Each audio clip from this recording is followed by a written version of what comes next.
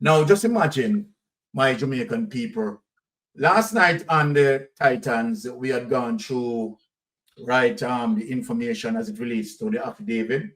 We are going to go back and do some deep dive into that. And this time we are going to turn off from the main road and get into some lanes. And what do I mean? We are going to connect the dots, right, in some areas. Now, and we are going to show Jamaica. And let me say this, right? So I am not speaking to JLP or speaking to PNP. I'm speaking to Jamaica. So let me say this. I'm speaking to Jamaica. I am saying it is not time to play politics. It is really not time to play politics. And one of the fundamental reasons is when you look on how the country is suffering as it relates to high inflation, high poverty, and you have a system that tries to lie to us. You have a system that not only lies to us, utilizing corruption, right, to rob from the poor. We have to get out that system. And that system is a corrupted system. We have someone at the helm of our power, right, who has now affected the criminal justice system by corrupting, right, the DPP and corrupting many of the police officers, the investigative arm. You have seen the blatant, law breaking. And you wonder, where is Mocha? Where is Mocha in all of this? Right? You have seen so many wrongs. And you wonder, why did the corruption prosecutor, right, fail to see what others are seeing?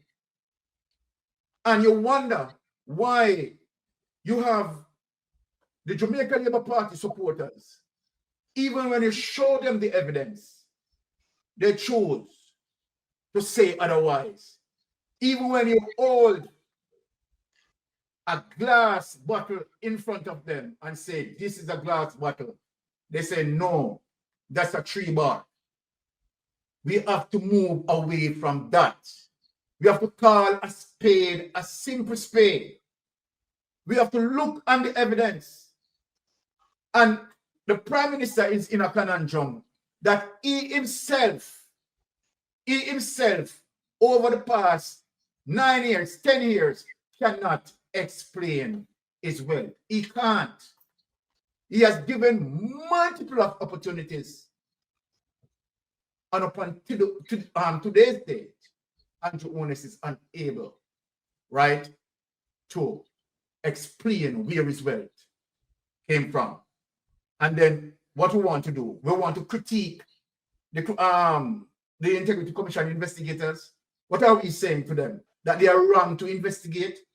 They shouldn't call out the Prime Minister and the blatant evil, because it is no more wrongdoing, it is evil.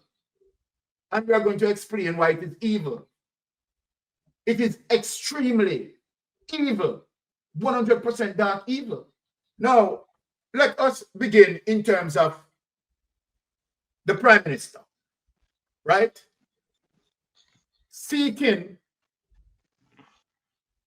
to eliminate the Corruption Act that will hold parliamentarians, right, accountable. So then ask yourself the question.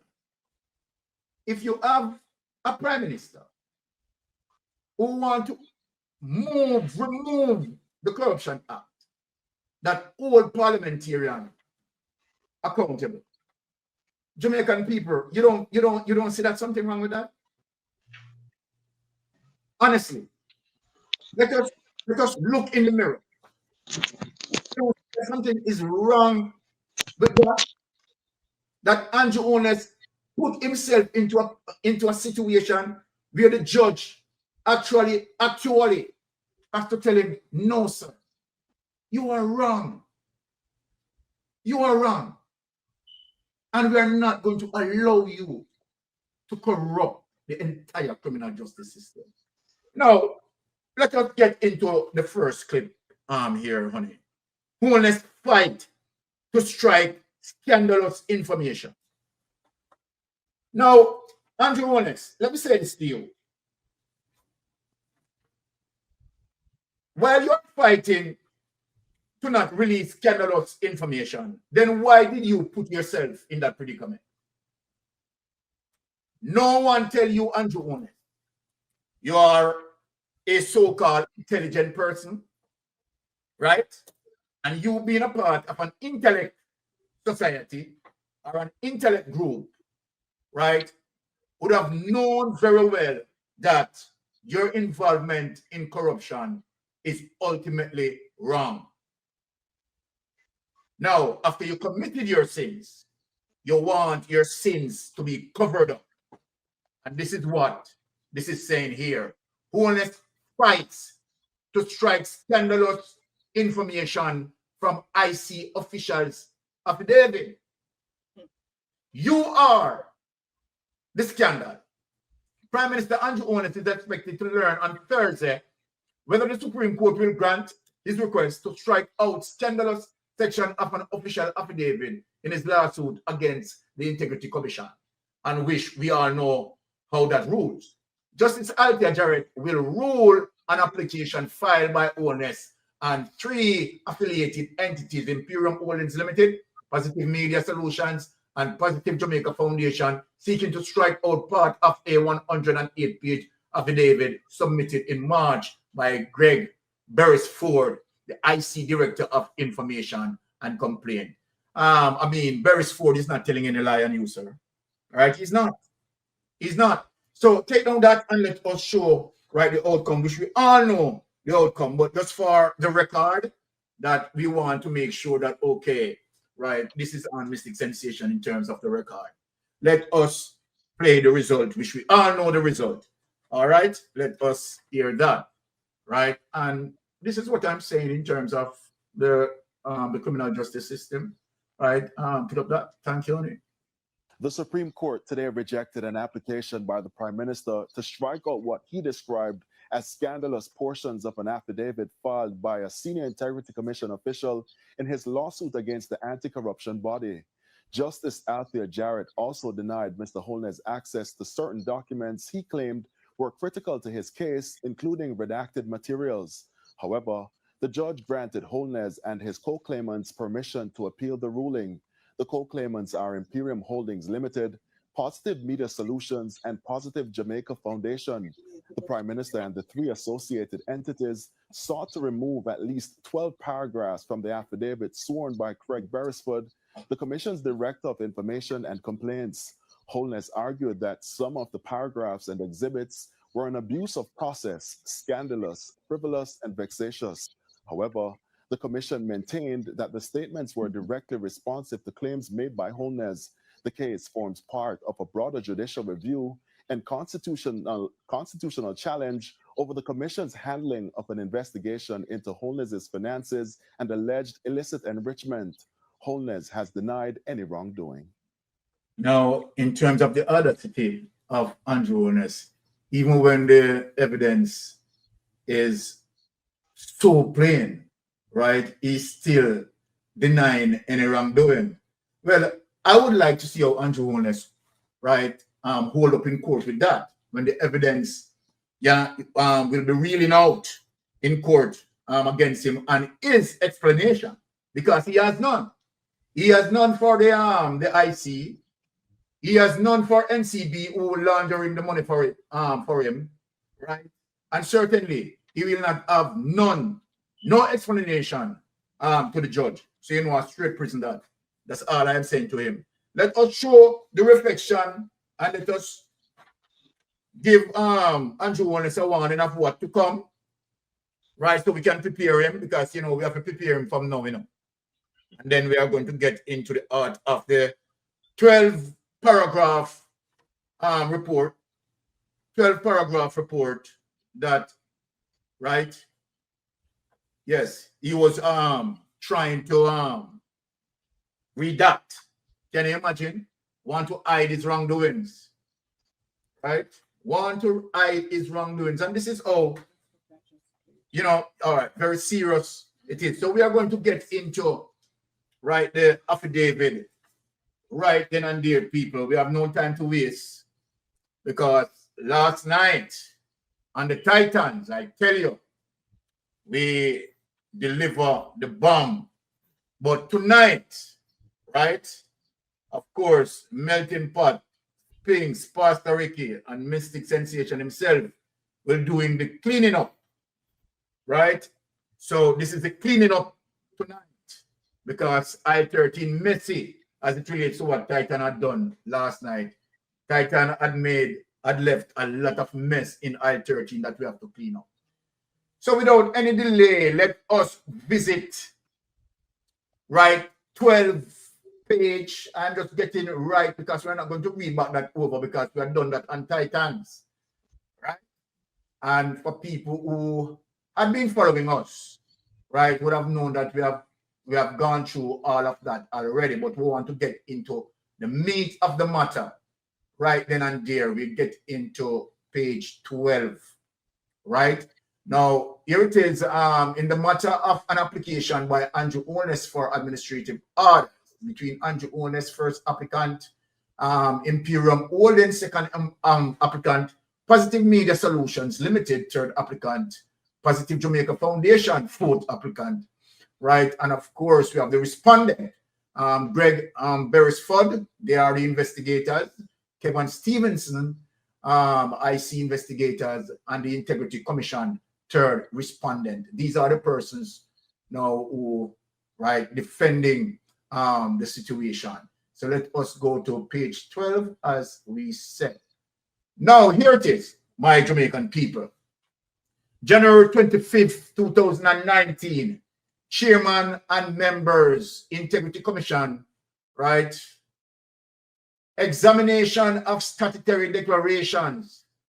And, you know, I would want for many of the Jamaica Labour Party supporters, right, to look on the evidence being presented here. We are going to break them down. We are going to make you understand in full detail.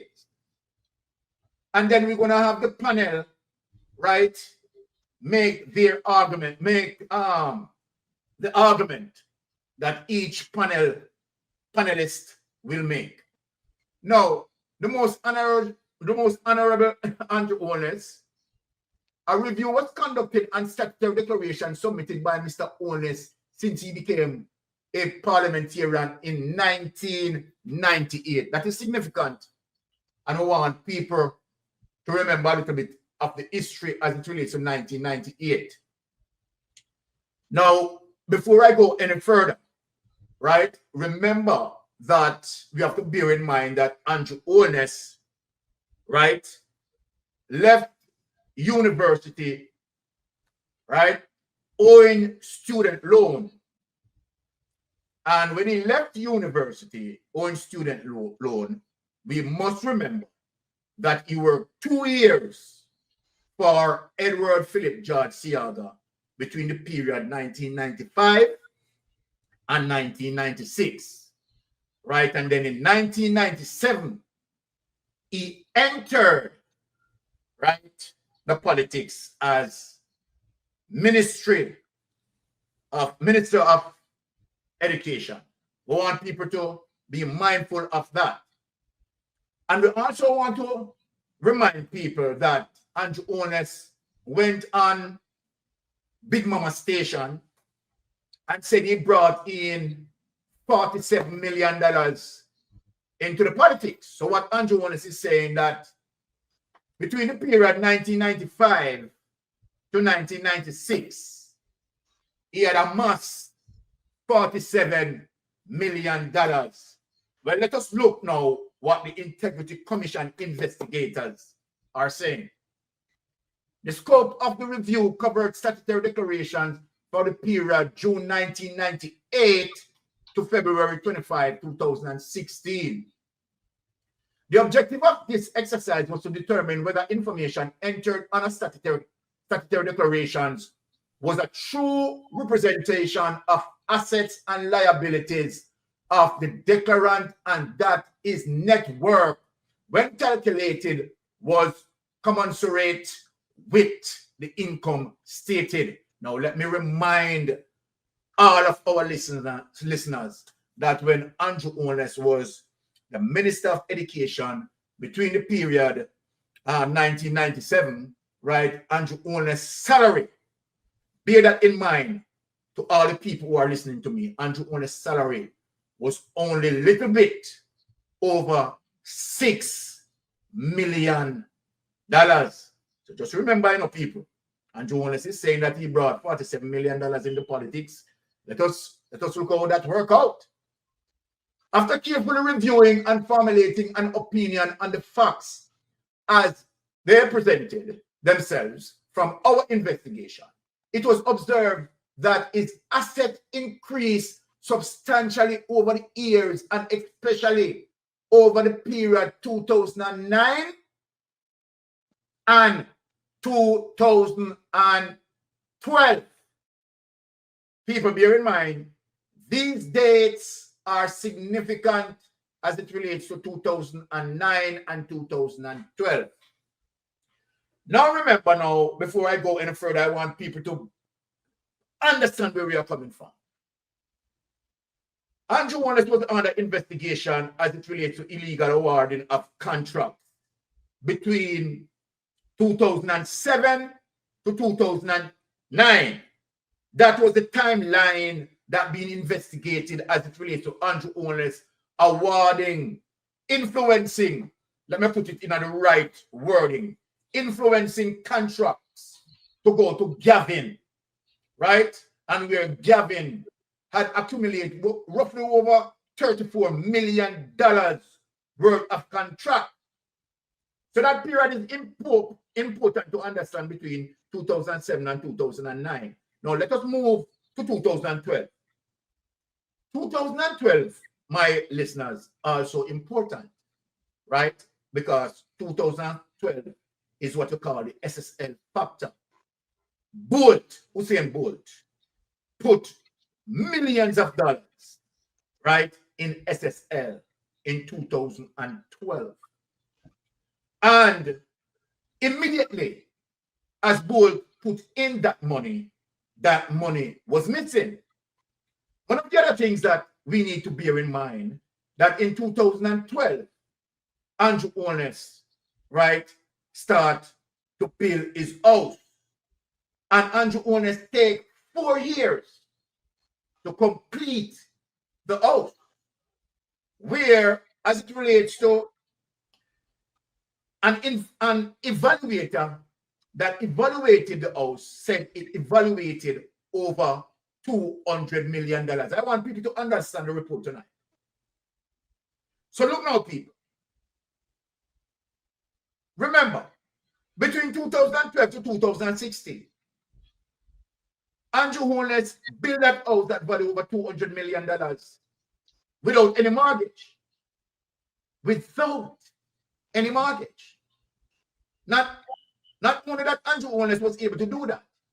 Andrew Holness was able to buy up several properties through ADMAT that he formulated in 2008.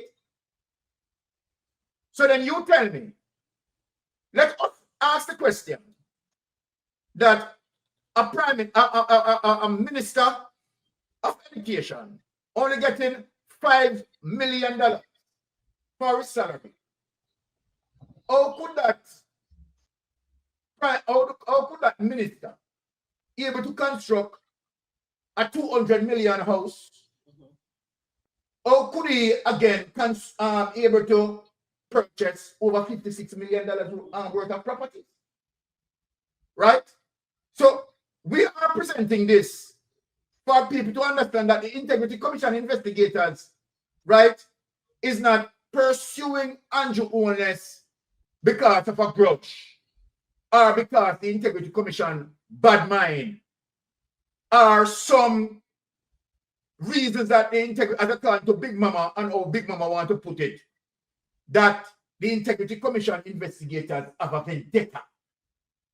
Both the Integrity Commission investigators and Mark Golding has a vendetta. As a matter of fact, Mark Golding has no responsibility or function to instruct the Integrity Commission investigators how to do their investigation.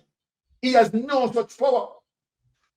So you see the argument in terms of what Big Mama is saying is totally irrelevant.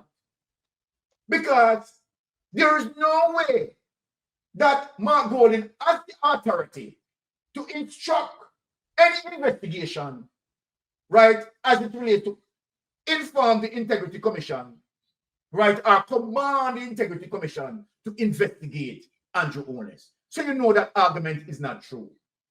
Now, let us read on. Some other areas of concern were identified and required further investigation clarification. Now, letters were subsequently submitted to Mr. Holness seeking clarification on varying issues.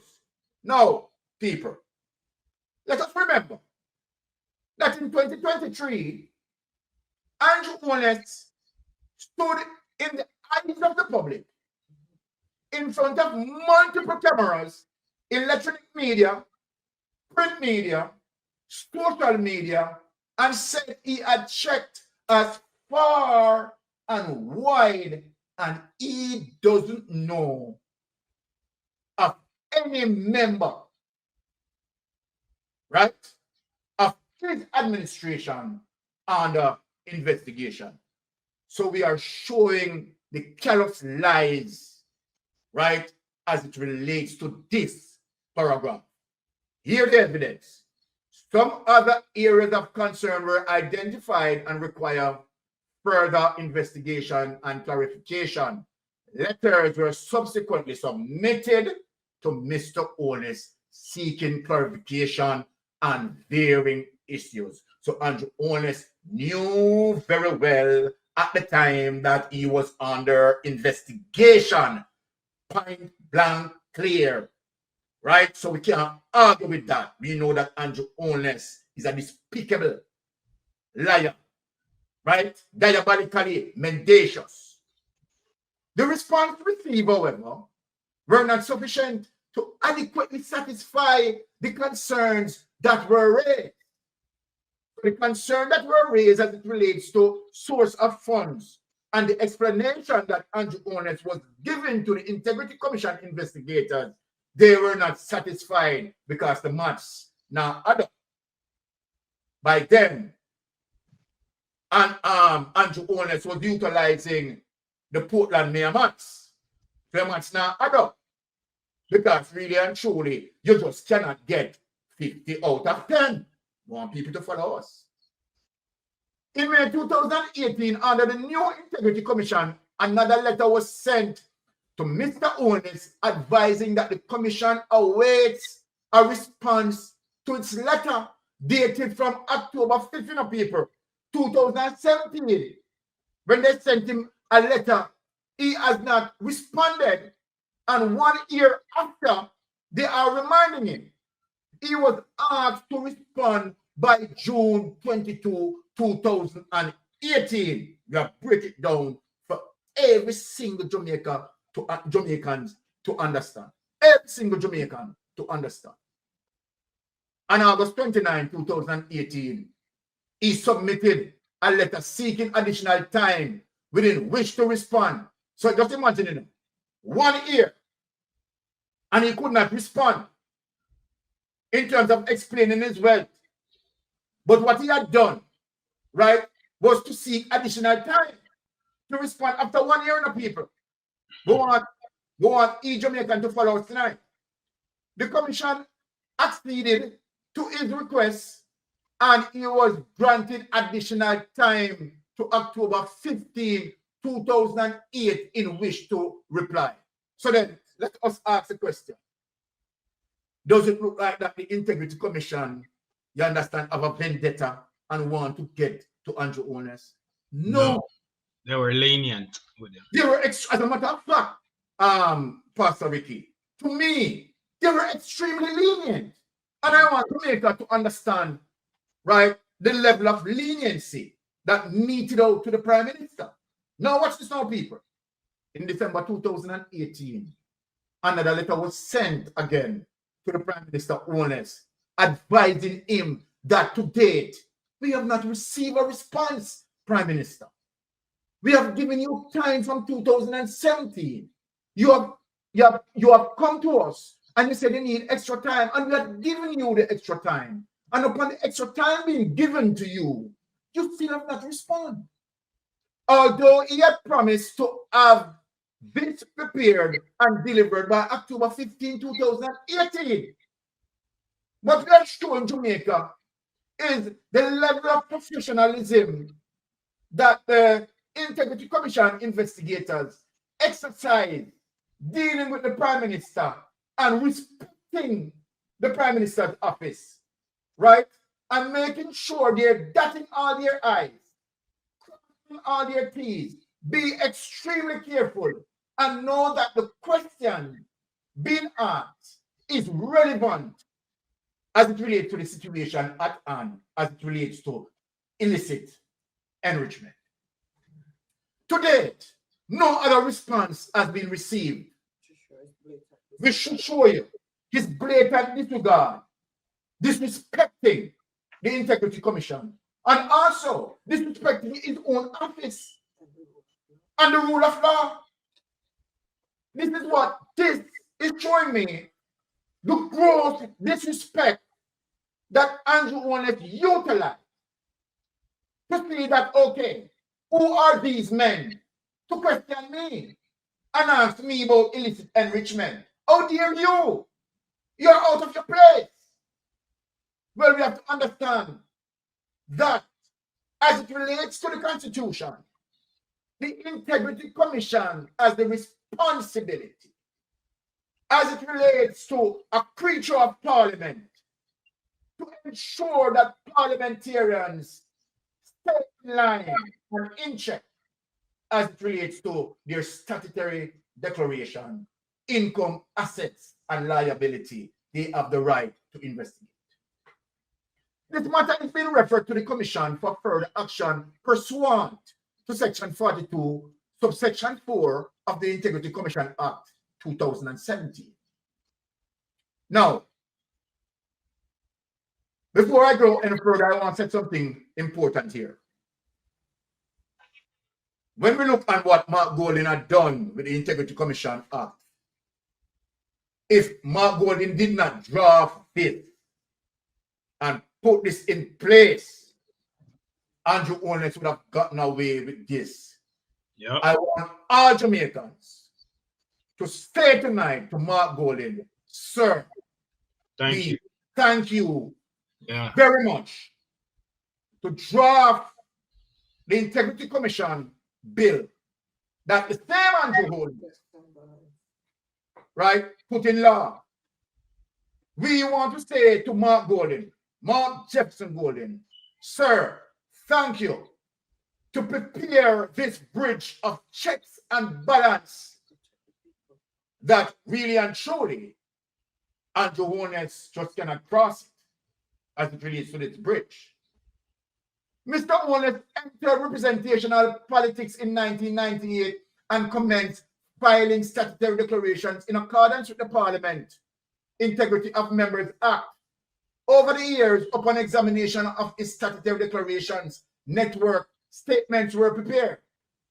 The changes in Mr. Holness' network over the years were closely monitored, and these statements were presented to the then Integrity Commission for review. Based on the information the Commission received at the time, all the network statements reviewed up to the year 2011 were cleared by the Commission. Consequently, an inordinate increase in wealth was identified as a result. A special investigation was considered. Now, so one need to understand that this is the special investigation that bringing about this data that we are reading now tonight. Now, this commenced and was conducted by an external investigator. Want to hear people? Conducted by who? An external investigator. Now, so when Big Mama them has spread lie that the special report, right, don't have nothing to talk about illicit enrichment, you know that they are creating the lie. Unless Big Mama can read, and we should know that Big Mama You understand? Of course, he's educated, right? And so then you understand that he's just intentionally misconstrued, misleading, sorry, intentionally misleading the public, and reason to the fact that he owed $1.8 billion and the kleptocratic government is protecting him. So he's, eating out of the trough and he's defending the thing. All right. So based on what the investigations gleaned, which encompass the declaration years 2005 to 2016, because the special investigator went back thus far. I want people to understand, from the years 2005, you understand, as it relates to that drug net, to 2016, done by the external special investigator, A detailed report seeking his comments response was sent to Mr. Holness in October 2017.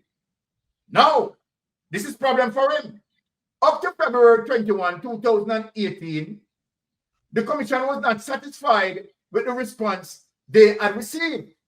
Hence, the matter was brought to the attention of the new Integrity Commission, where it was referred to the Director of Investigation. With respect to the 2017 annual report of the Farmer Integrity Commission, mention was made that Mr. Holness' declaration was not clear. Want to hear that, people? Want to hear that? Yeah. This is due to the fact that not all the bills supporting payables of approximately 20.3 million, which are in respect of the construction of its house at Lot 202 Shenstone Drive, were presented. To date, the remaining bills to support the total amount has still not been submitted. In Mr. Holness' 2018 statutory declaration, he mentioned that he is still reconciling this amount. Now remember that the Prime Minister, when Zara Burton investigated as it relates to the house and many of the Prime Minister's business, there was no mortgage. People, listen, no mortgage found. Simply mean that Andrew Holness bought the house with what we call liquidity, cash money. Cash money. Now, on May 21, 2019, a letter was sent to Mr. Holness advising him of the outstanding matter and asking that he respond by June 25th, 2019. I want people to understand, how long the Integrity Commission, because it's gone out 2 years, asking the Prime Minister, explain your wealth to us. So right here at June 25, 2019, now we reach 2 years with the Prime Minister unable to explain his wealth. Let us move on, people. I want the people to understand everything. Now, the Farmer Integrity Commission initiated an examination of the statutory declaration of the Prime Minister and receipt of certain information in respect of his filing of statutory declarations. This examination resulted in the former chairman of the Integrity Commission issuing a letter dated October 5th, 2017, seeking clarification in respect of several items as reflected on his net worth schedule covering the period June 30, 1998, people, to December 31, 2016. It is noted from the correspondence that a response was required by December 15, 2017, right? And which he did not respond to. A response to the queries was ultimately received April 16, 2019, people, in the form of Bulletin Point, Financial Journal, June 1998, 2018, and noted as comprising 36 pages. Bulletin Point number 2, Sunshine Mobile Company Limited, company profile, and noted as comprising 8 pages with an attachment. The Leader Taxi Service Limited, company file, profile and noted as comprising 3 pages with attachment. Overview of Omega Bridge Finance Limited and noted as comprised 7 pages with attachment. Document labeled Appendix 1 to 22. Right? Now, listen to the findings now, people. Further to the Integrity Commission's letter dated October 5th, 2017, and subsequent reminders, Mr. Andrew Holness provided response to the Commission's queries in a 36-page financial journal, including attachment detailing business activities, investment, and liabilities. His explanation disclosed multiple business and accompanying investment, assets, and income which were not previously declared. People don't hear that. So obviously, right? The Prime Minister did not declare these assets, and where the law pointed out clearly that if you fail to declare your assets, right, and you lied about your assets, you should be charged. No, people, upon this point, the Integrity Commission did not even recommend that the Prime Minister should be charged. It was sure that the Integrity Commission investigators still lenient with the Prime Minister, still lenient. Because if you didn't have a solid DPP, the Prime Minister couldn't have gotten away with this. So, the point that I want to make, it could be that the Integrity Commission investigators, and I'm not saying that this is the Integrity Commission investigators' point of view or perception. It is my subjective argument to say that they know very well that the DPP, right, is more of a JLP operative and nothing is going to come of it. And so this is the reasons why they tag along with him, because they know that the DPP is not going to respond to this. The DPP is not going to have Andrew Holness recommend for charges. Now, watch this. The Financial Journal dates back to 1998 when Mr. Holness was first elected as a member of parliament and covers the period to 2018.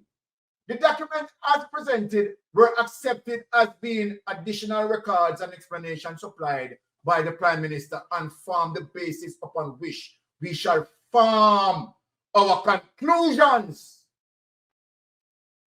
So then let us read back that over on the basis of how the conclusions, right, will be formed. The Financial Journal dates back. So guess what? This has nothing to do with the Integrity Commission, you know. This comes out of Andrew Holness' Financial Journal. Some more people, if you understand it, don't believe that at the Integrity Commission they make up things. This is the Prime Minister's Financial Journal. Listen, the Financial Journal dates back to 1998 when Mr. Holness was first elected as a member of parliament and covers the period to 2018. The documents as presented were accepted as being additional records and explanations supplied by the Prime Minister and form the basis upon which we, the Integrity Commission investigators, shall form our conclusion by doing investigating the information that the Prime Minister provided, using source information and presenting. Now, let us move on. It is important to highlight the business activities associated, right, associated transactions and other undeclared investment before stating the response to the Commission queries as they form the basis of its explanation. Now, let us look now. And I like how it is well organized in a chronological sequence. So now let us look on the subtopic, undeclared business assets, investment, incomes, and liabilities.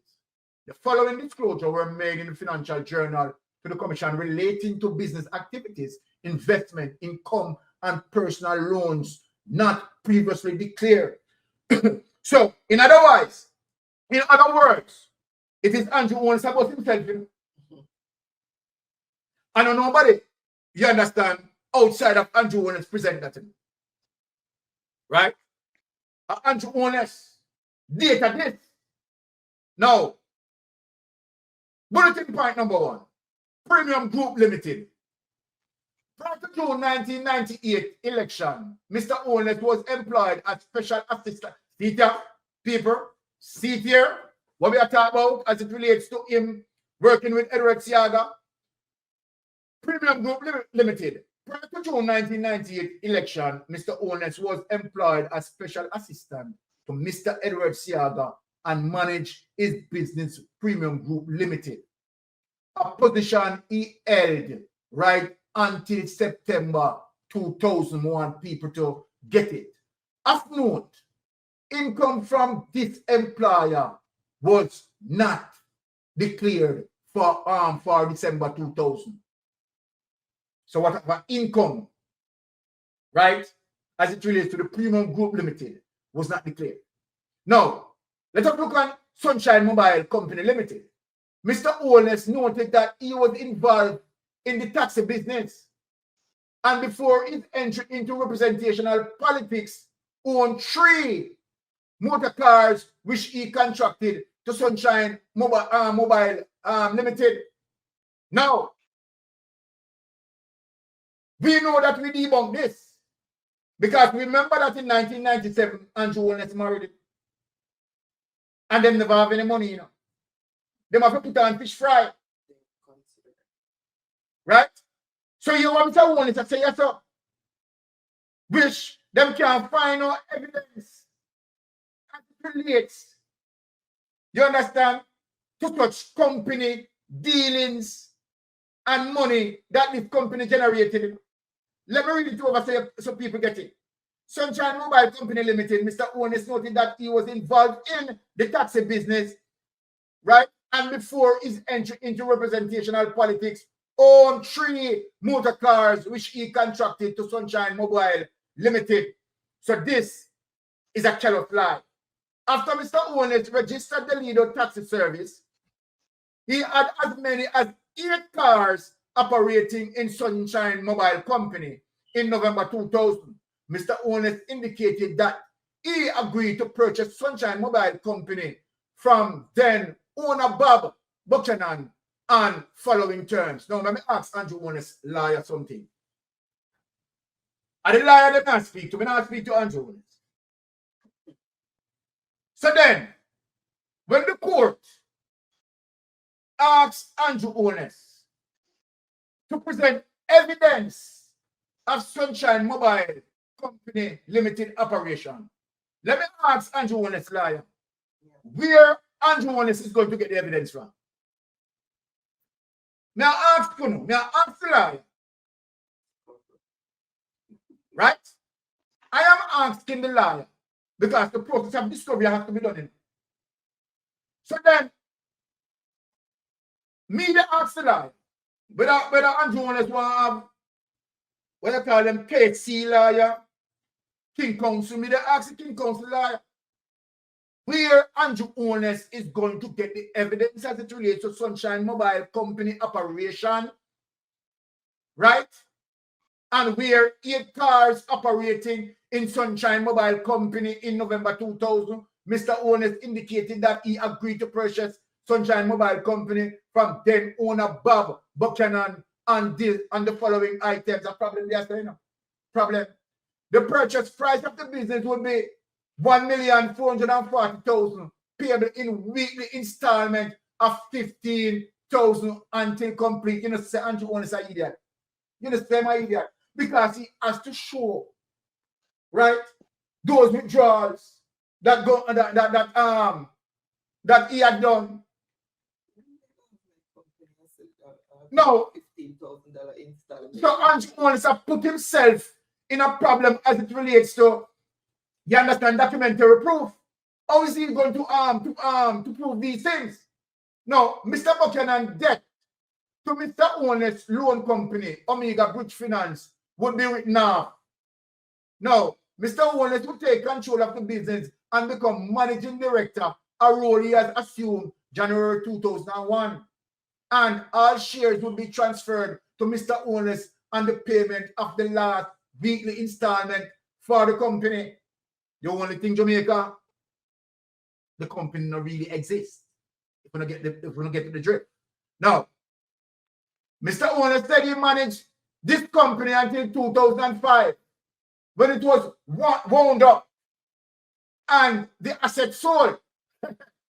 He said the company was not officially transferred to him. Then I mean, if the company, well, then he owned the company and the company. So he managed it And he managed it. wound up and the asset sold. So all right.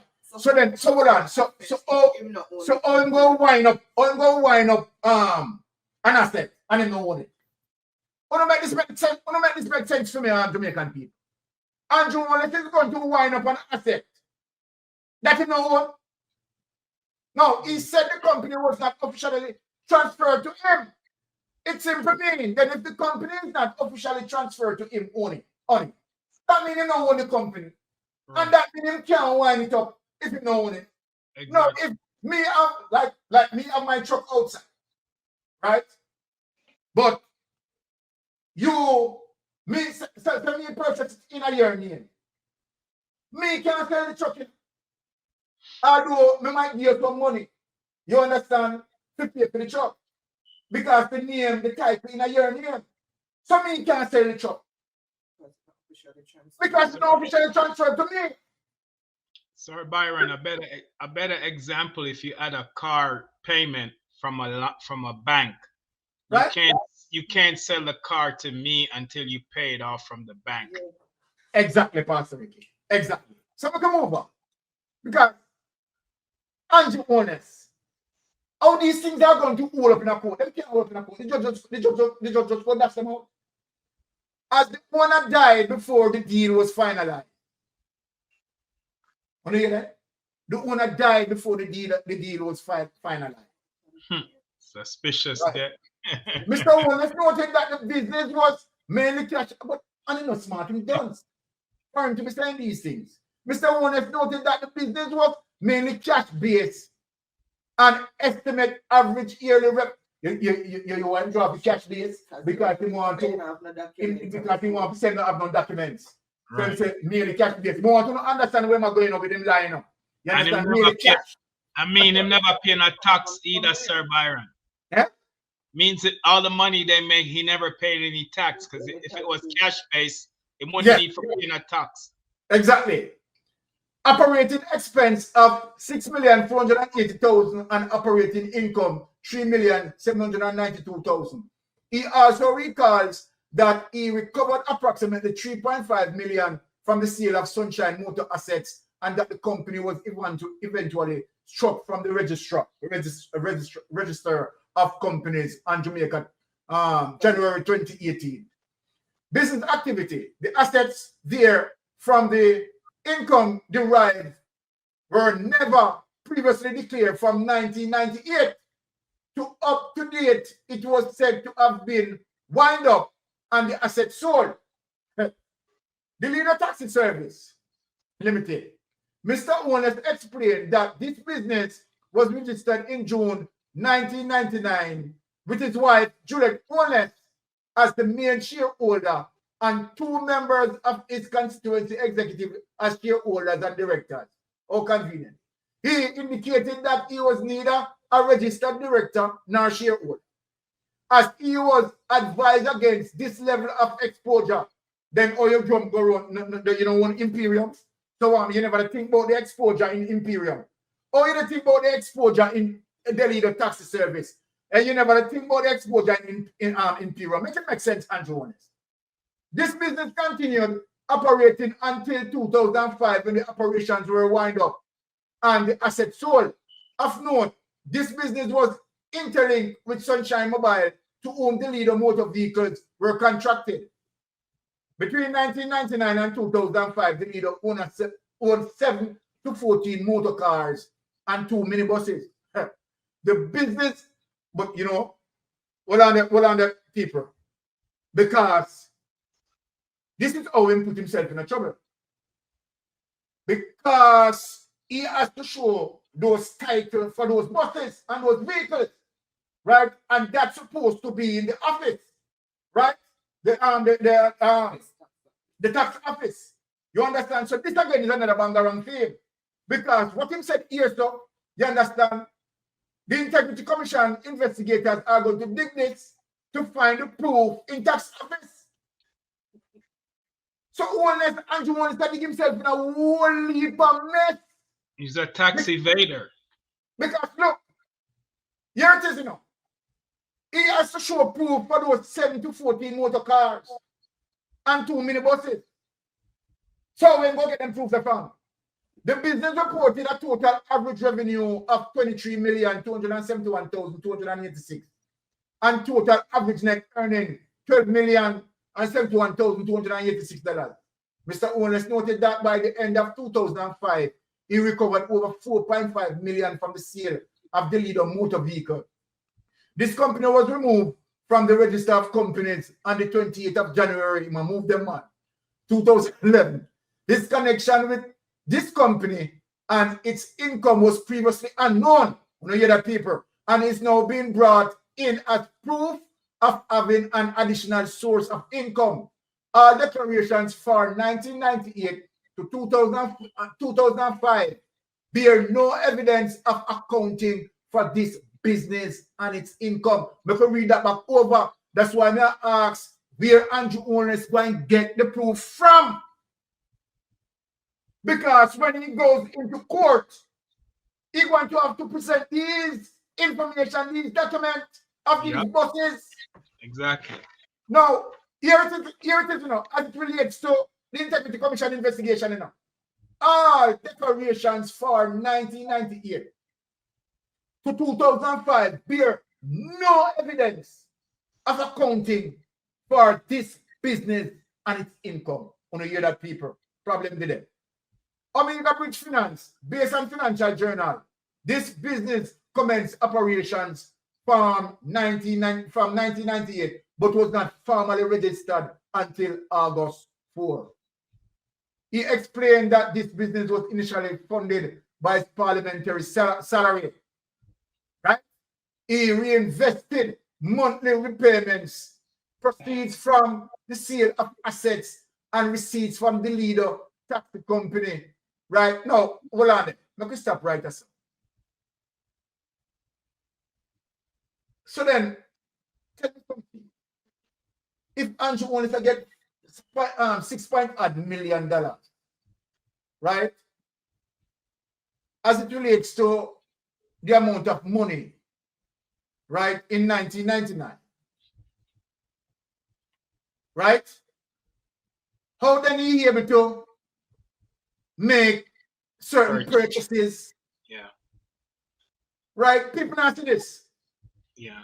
This man is only getting $6 million per year. Per year. Yeah. If there's no evidence as it relates to the Leader taxi service. None of that. Where's the collateral to buy these purchases? This is what I'm saying. This is what I'm saying, Pastor Ricky. Because he's only getting $6 million. Right.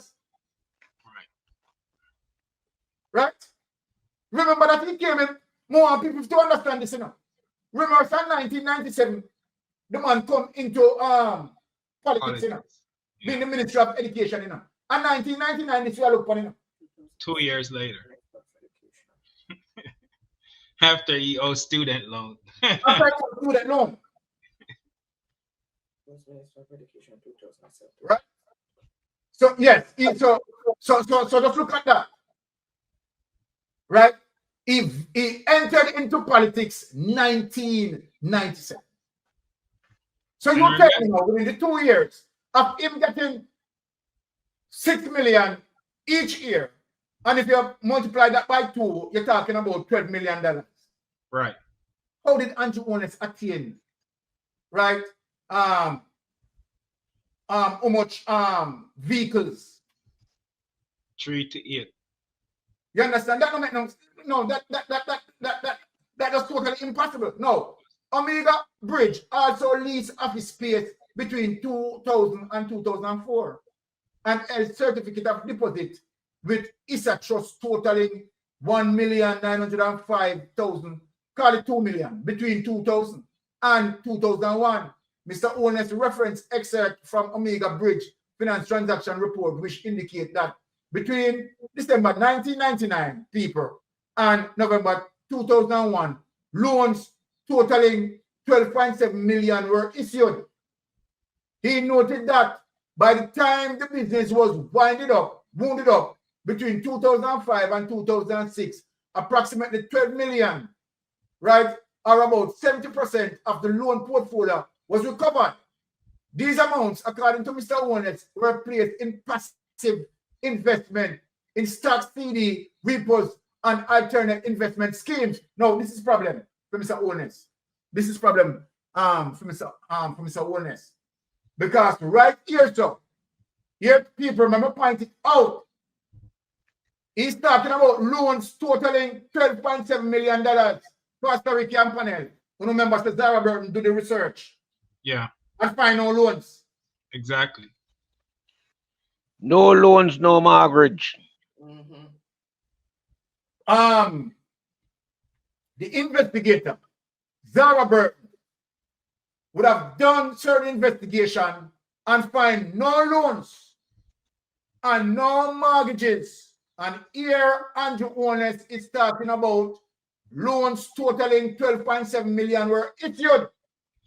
Loans from where? By the time the business was winding up between 2005 and 2006, approximately 12 million, or about 70% of the loan portfolio was recovered.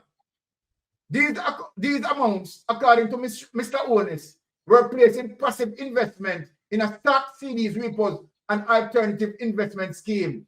Mr. Holness indicated that he removed himself as director of this company when he became a government minister in 2007.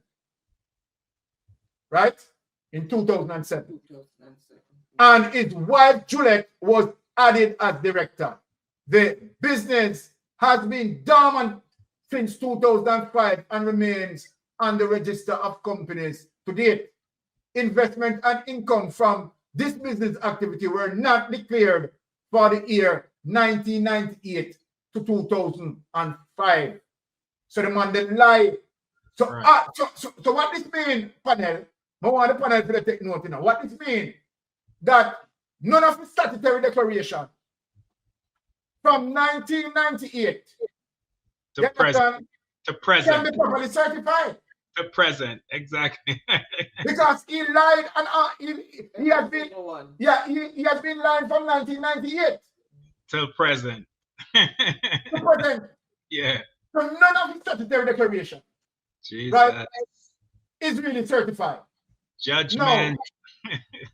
It is to be noted that in the explanation provided by Mr. Holness concerning the business highlight above, namely 2 to 4, he stated that these activities were entered primarily to support his constituency activities and were not declared as they were not considered a part of his assets base. Or you mean they're not considered a part of his assets? Eh? No, income, assets, and liability. Your report. These are your assets. And the category for reporting is income, assets, and liability. So one call them thing there. No asset man. Pastor Ricky. Yes, sir. Melting pot. Yeah. Friends, one call those things. House, car, and cash. Assets. No asset in there. Yeah. And Okay. liability is your expenses. So liability minus from your asset. Okay. So I don't understand why I say that. They were not considered a part of his assets base. This is the madness. Total madness. Right? Yeah, but if it is for your constituency, you must have a constituency account and put them in your constituency account. What am I doing on your account? Exactly. We have no choice but to reject that opinion, of course, as reliance is being sought on the income earned and assets at the disposal of the entities. Exactly. Now, these assets have either been sold or made further investment in an effort to substantiate assets now in his position. Now, they are getting at the bangarang now tonight. This is how the street now hit the fan. Now people want to look at now. This is how the street now really hit the fan. Now, investment in cash plus. Now, this is very serious. This is very serious. I want people now to listen. I want Jamaicans, right, who have a clear mind to listen to me tonight. So even if we are going to forgive the Prime Minister for the first bad move as it relates to cash flow, we're going to show something here. So, investment in cash flow. Mr. Holness indicated that he commenced placing deposit in alternate investment in cash plus in early 2005. He could not recall the amount of original investment, but he invested $2 million in May 2006, which was encashed from off deposit at June 30, 2006. Sorry to interrupt you, but how could he remember coming into politics with 47 million in 1997? He came into cash plus within 2000. Too smart. Approximately 2.2 million was in the account prior to the 2 million deposit. According to Mr. Holness, the initial and subsequent deposit were derived from funds recovered from the proceeds of assets sold in his dissolved business. But in the set of the society, they weren't a part of the assets because they were for the constituency. Yeah, because they were for the constituency. So inconveniently now, you understand the sit up in thing. There's some documents he has to submit for the constituents to spend money in the constituents. Did he do that? Of which we have already noted, it stated was to support constituency activity. See that because I still you are touched.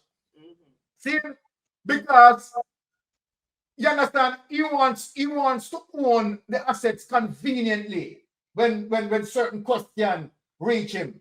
You understand? And when he needs to account for the situation, you understand, he disown it. Right? Exactly. Which was rejected. He noted that he made his first investment in cash plus in 2005 and continued holding this account until 2007.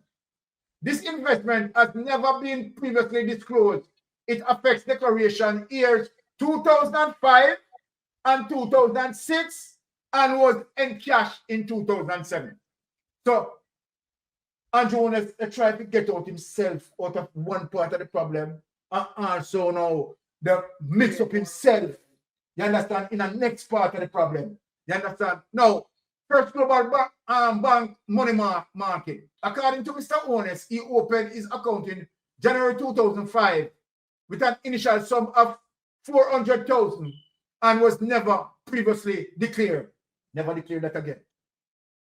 First Global Financial Service Certificate of Deposit. In the financial journal submitted by Mr. Holness, he disclosed that he also invests $3 million in a certificate of deposit at 12.5% interest, which he subsequently allowed to roll over. Mr. Holness explained that these funds, right, were proceeds recovered from the sale of assets in his dissolved business. Right? Now, let me read back something over here, so people. Hold on. In the financial journal submitted by Mr. Holness, he disclosed that he has also invested $3 million in a certificate of deposit at 12.5% interest, which he subsequently allowed to roll over. Hold on, that people. The reason why I tell you is hold on. When Melting Pot and I did the research as it relates to Cash Plus, Cash Plus was offering what? 12.5%. Was it on a monthly basis or a three-term basis? Melting Pot. I think it's quarterly. It was on a quarterly basis. So you know what this means? Monthly, payable in monthly disbursement at a No. rate of 10%. Monthly disbursement. Hold on there. Because 10% per month, 120% annually returns for funds invested in the scheme. we want to show people the criminality with Andrew Holness and him criminal friend them. So we just research the information. It is monthly. 10% monthly. 10% monthly. So then, see I hear 120%. 120%. Does that sound real? And you talk for $3 million and you get it. It's the truth. Jamaican people say Andrew Holness plan to rob investors because people may make no understanding. In the financial journal submitted by Mr. Holness, he disclosed that he also invests $3 million in a certificate of deposit at 12.5% interest, right, which he subsequently allowed to roll over, right? Mr. Holness explained that these funds were proceeds recovered from the sale of assets in his dissolved business, of which we have already noted he stated was to support constituency activities, right? Because these money taken from First Global Bank, right, and to put into Cash Plus, which part Cash Plus, they give him the rollover. Him take 12.5%, you know, about the information or research at 10%. So if him get a higher percent rate, so obviously Andrew Holness definitely knows there's a Ponzi scheme. This is from First Financial Global. Yes. Certificate was a 12.5%. Okay, oh yes. So that is from the First Global Financial. The First Global Financial Certificate deposit in the financial journal submitted by Mr. Holness. He disclosed that he also invests $3 million in a certificate of deposit at 12.5% in the First Global. Okay, so we are misconstrued. So let us correct that. We are misconstrued. We are misconstrued that, people, so we correct that. Mr. Holness explained that these funds were proceed recovered because we think my mind is still under the Cash Plus thing. From the sale of assets in his dissolved business, of which we have already noted he stated was to support constituency activities, which he was rejected. In 2006, $2 million was withdrawn from this account and placed in Cash Plus. So now, hold on, I'm going to go back to then. $2 million was withdrawn from this account, from that $3 million that he invested in global certificate, because that's why the Cash Plus thing they get me yes. Okay. So all right. So $2 million, right? For the First Global Financial Service Certificate of Deposit, which is 12.5%. Input that now in a Cash Plus, which he might get now in a Cash Plus 10% per month. People look at the wickedness, you know. $2 million to in a Cash Plus, which for Andrew Holness, they get 10%, right? On the $2 million per month, and just consider, you understand, per year. You understand what amount of money Andrew Holness would have gotten from Cash Plus. You understand? Now, 120% as it relates to 1 year. 120%. Now, this is wickedness, you know. Andrew Holness no say investors.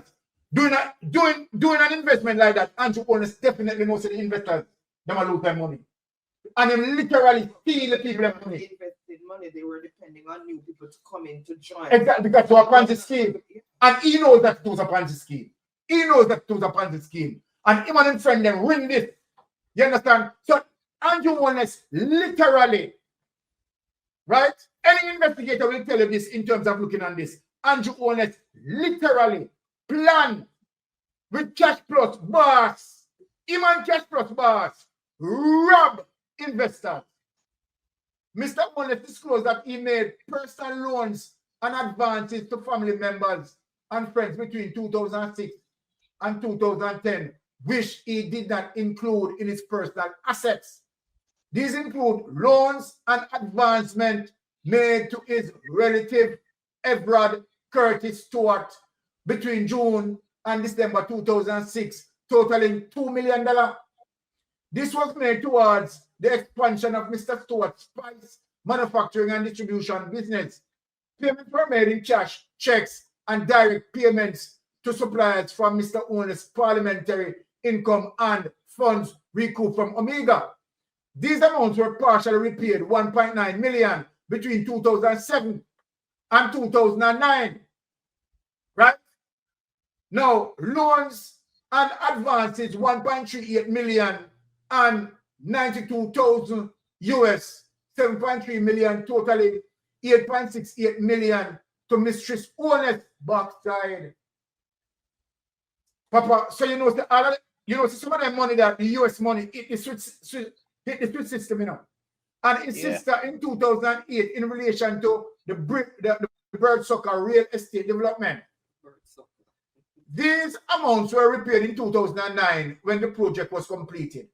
The specific source of funding for these loans were not identified by Mr. Holness, but the recovered amounts were accounted for in increased investment in 2009. Now, a personal loan was made to Paul East in 2010 of $13,500 US, equivalent to $1,074,735 from JMMB Investment and $1,307,406.82 from Stocks and Security, totaling $2,382,000, right? $141,000, right? $82, right? So look on it. Look on it. So, yeah, all right. So we know, say, as a cartoon, this, what Andrew want to say, so, and get money out of SSL, you understand, as it relates to the time. Now, in 2021, him get money again out of SSL, you know, because in 2021, him close him account and get money out of SSL again. Now, hold on. Mr. Holness said these amounts were repaid in 2011. Nothing was declared in relation. We have Bangarang as a man. Pastor Ricky, melting pot. Yeah.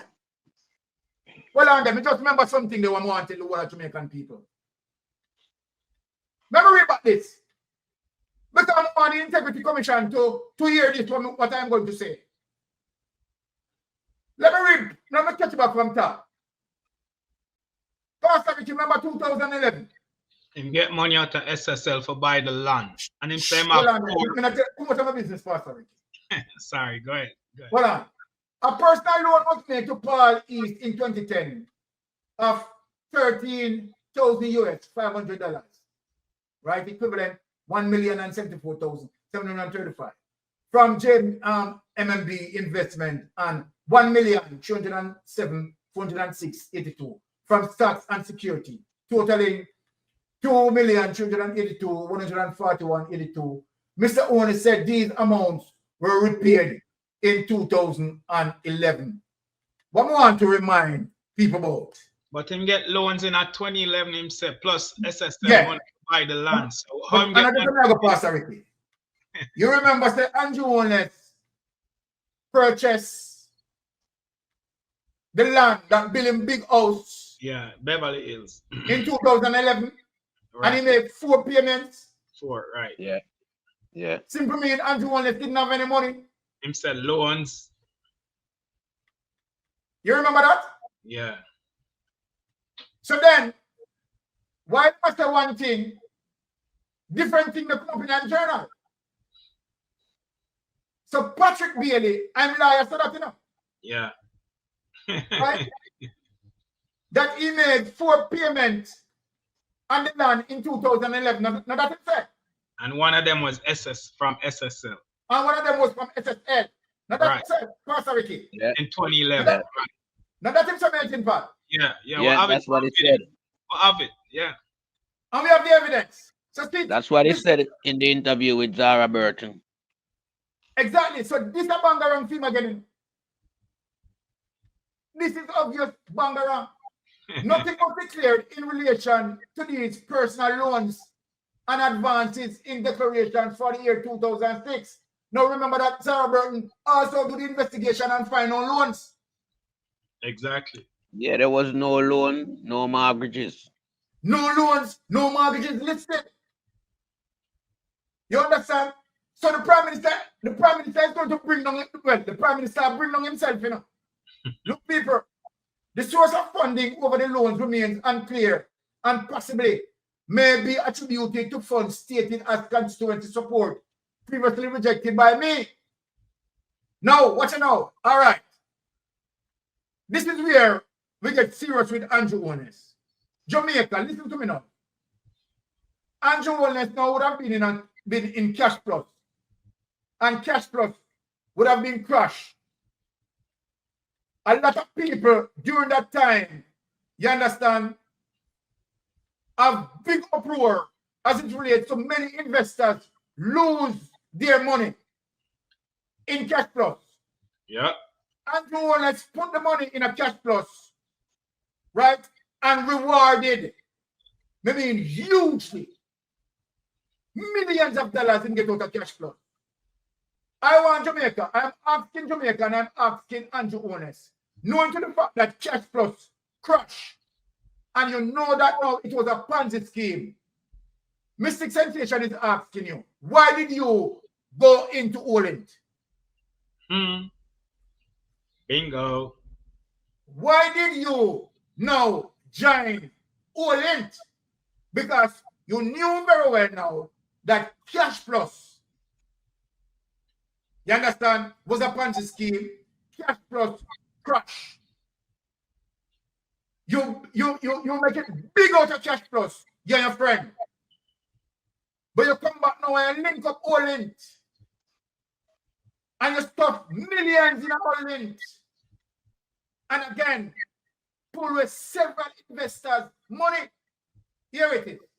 Holland investment. It is not on the commission's file that a query was raised previously and statements were seen for 2005, you know, and 2006 in relation to investment made.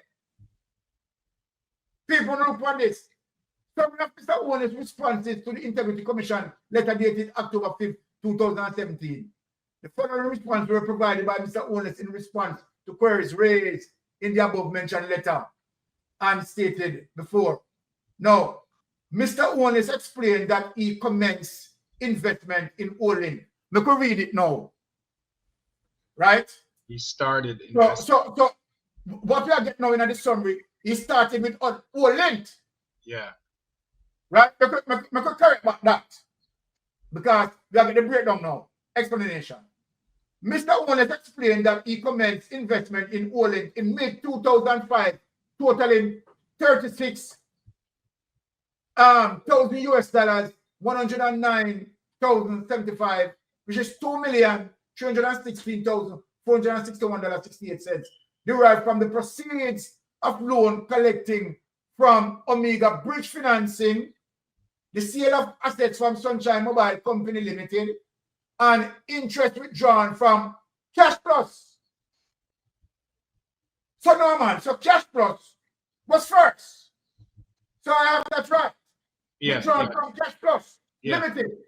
Right? Now, Appendix 6.11 attached to Mr. Holness' financial journal indicated that the balance on this account was 108,352, right? 49 cents US dollars in a people. At April 30, 2006. So we'll land there. Now. Wait there. Back up here, back up some people. All in to the first entity, Byron. All in come before cash plus. All in come before cash plus. As it relate in the listing that we are looking at. Okay, the sale of assets from Sunshine Mobile Company Limited and interest withdrawn from Cash Plus Limited put into Holland. You get that melting pot? Yeah, you're right. Yeah. Yeah, see there? The sale of assets from Sunshine Mobile Company Limited and interest withdrawn from Cash Plus Limited. What he's saying, you know, Mr. Holness explained that he commenced investment in Holland in mid-2005, totaling, right, the amount of money where you see us, so derived from the proceeds, you tell where it comes from, you know, our melting pot. Derived from the proceeds of loan collections from Omega Bridge Financing, the sale of assets from Sunshine Mobile Company Limited, and interest withdrawn from Cash Plus Limited. You get Right. now? Yeah, he's just telling you where the money came from that he started investing all in with. Yeah, exactly. Holness Financial Can Journal I indicated ask that. a question? Yes, go Can I ahead. ask a question? Yes. How comes he invests money from the sale of Sunshine Mobile taxi company when he did not own Sunshine Mobile Company? Didn't he Definitely. say up? Yeah. No, Pardon he me? purchased it after a while. Right? But, Yeah. but didn't he say the owner died before the deal was The owner completed? died. No, that was the taxi. That was the taxi Yeah. company. But That, the name of the taxi company was Sunshine Mobile. no, no, No, not delete the taxi no. service. The leader. Delete the taxi service, please. Okay, all right. Thank No, you for that was clarification. that was All delete right, the taxi service. Yeah. all right. Thanks for your clarification. Yeah, he further explained that in October 2006, his account type changed in an account yielding higher returns to ameliorate discrepancies on the first account he held. Mr. Holness indicated that the $306,000, right, $33.13 noted as opening balance in his account was therefore not a new investment, right? At August 2007, the balance in this account was 1 million. What on? US. A US this, you know. Of course, 1,214,177.71 US dollar. Hold on, Papa. Papa. Bangarang. Back up here. At August 2007, the balance in this account was US $1,214,177. Hold on. A lot of money. Hold on, let me say something, Pastor Ricky. So the money in Citibank, the 700,000 US dollars that investigator found in Citibank. Different from this. Different from this, you know. Yeah. But if you say a lie. Him say I'm on a US account. But remember the US, the 713 US in the Citibank account was for the period of 2021 to 2023. This is going way back before then. This 1 million is before then, yeah. So then the reason why I'm bringing up that is because he's lying to say that it is not US that he put into that account was Jamaican denominator, not that himself. Yeah, to justify that, right? But this show you how long him have US account, from when him have US account.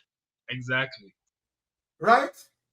Because see that, watch out, source of fund invested in all investment, in particular deposit totaling 316,000 US and 113,000 in 2006 and 2007. So every US dollars the man dump in them Ponzi scheme. You know.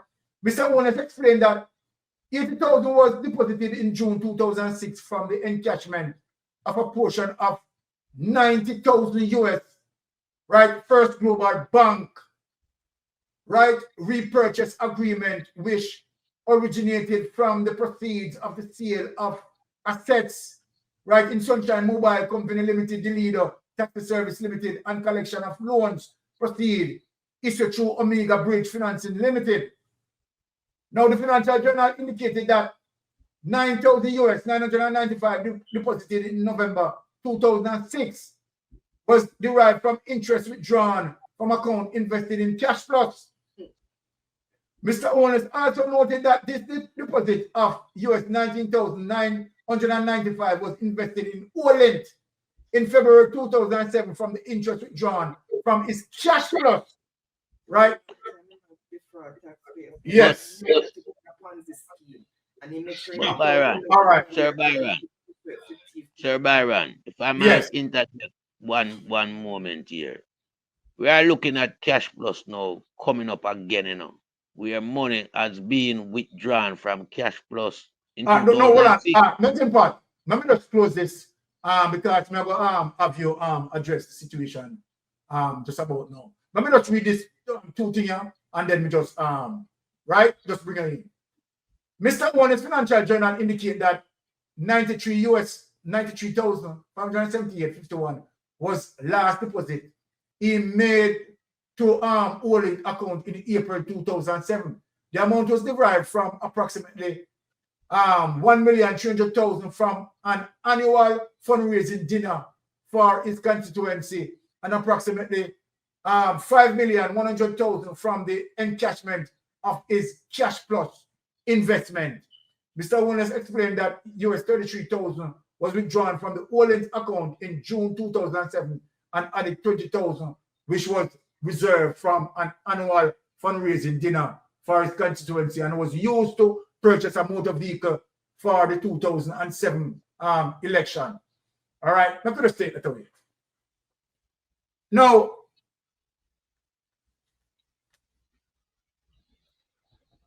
let us ask this question, melting pot, because open batsman, you are going to come in. Yeah. So Andrew Holness joined Cash Plus, right? Put millions of dollars in Cash Plus, and including US dollars as well. Cash Plus crashed. Investors lost their money.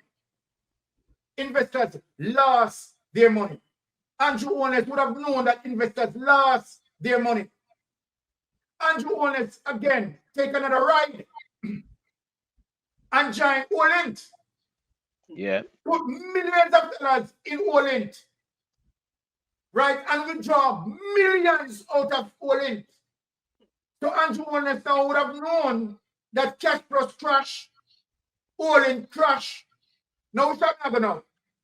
SSL. What Andrew Holness did. SSL. So when Andrew Holness, what we want to tell Jamaican people, that when Andrew Holness joined SSL, it was not the first rodeo for Andrew Holness. Andrew Holness now knew also that in the 90s financial meltdown, Paul Chen Young and associates, you understand, but they want to blame People's National Party for FINSA. Paul Chen Young and associates robbed many investors. So Andrew Holness know them enough. Yeah. Andrew Holness know them. So then Andrew Holness now link up with you, Prosperity, right? And now bring back SSL into the picture. And where what they did is to change Paul Cheng and Associates into SSL because they did not want people to recognize that SSL was Paul Cheng Young and Associates. Right. And so then, when Bull put in money in SSL 2012, it was a paradise for them. I am going to yield back now. I am going to make melting pot, the opening batsman, take on the mission. Yes, and this is quite a mission to take on as it relates to the amount of variances that we are looking at. There is so much to dissect within this affidavit from the Integrity Commission that they have, and Andrew Holness as the Prime Minister. And, the wide variance, it is so in keeping with Andrew Holness as it relates to what Juliet Holness said about him from them school years. He was nuff and nosy and into everything. And it's, spill over into his political career. And so when we look at all that is in the affidavit, it tells every Jamaican, every conscious Jamaican who are patriotic to the cause of seeing Jamaica develop and rise as a nation, that Andrew Holness has been playing dallyhouse with Jamaican taxpayers' money from as far back as in the 1990s. As it relates to Andrew Holness coming into representative politics in 1997, and serving in the educational ministry. Now we knew what went on there from the outset with him and Gavin, right? And a lot of money as it relates to contract Andrew Holness reap the spoil from that. So Andrew Holness started out on that footnote, yeah, from the education ministry. But here in the same year, 1997, Andrew Holness was, scuffling around for money to have a decent wedding. In 1996, Andrew Holness was a delinquent student from the UWI. And in 1997, in an interview, I remember him saying that a friend of his from the state was introducing him to an investment scheme and he couldn't find 200 US to invest in it.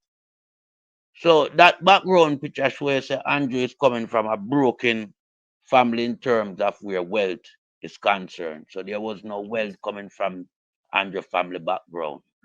Now for Andrew Holness to rise to this level of being a multi-billionaire, it's unbelievable. And what we have to look at is how Andrew formulate all the Ponzi scheme runnings. He's involved in every one of them, and all of them crash. Likewise, his shell company, all of them he relinquish them within a 2 to 5 year period. You understand?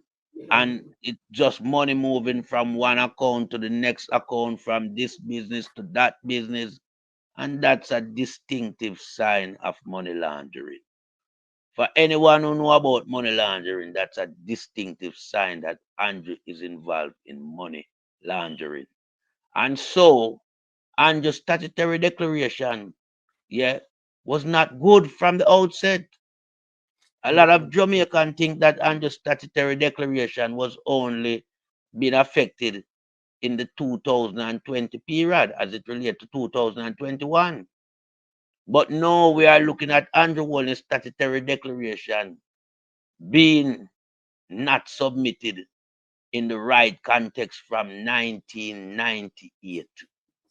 1998. So this is a 27-year period that Andrew Holness has been operating like this, using mafia tricks and con style against the Integrity Commission as it relates to him submitting the right and proper statutory declaration.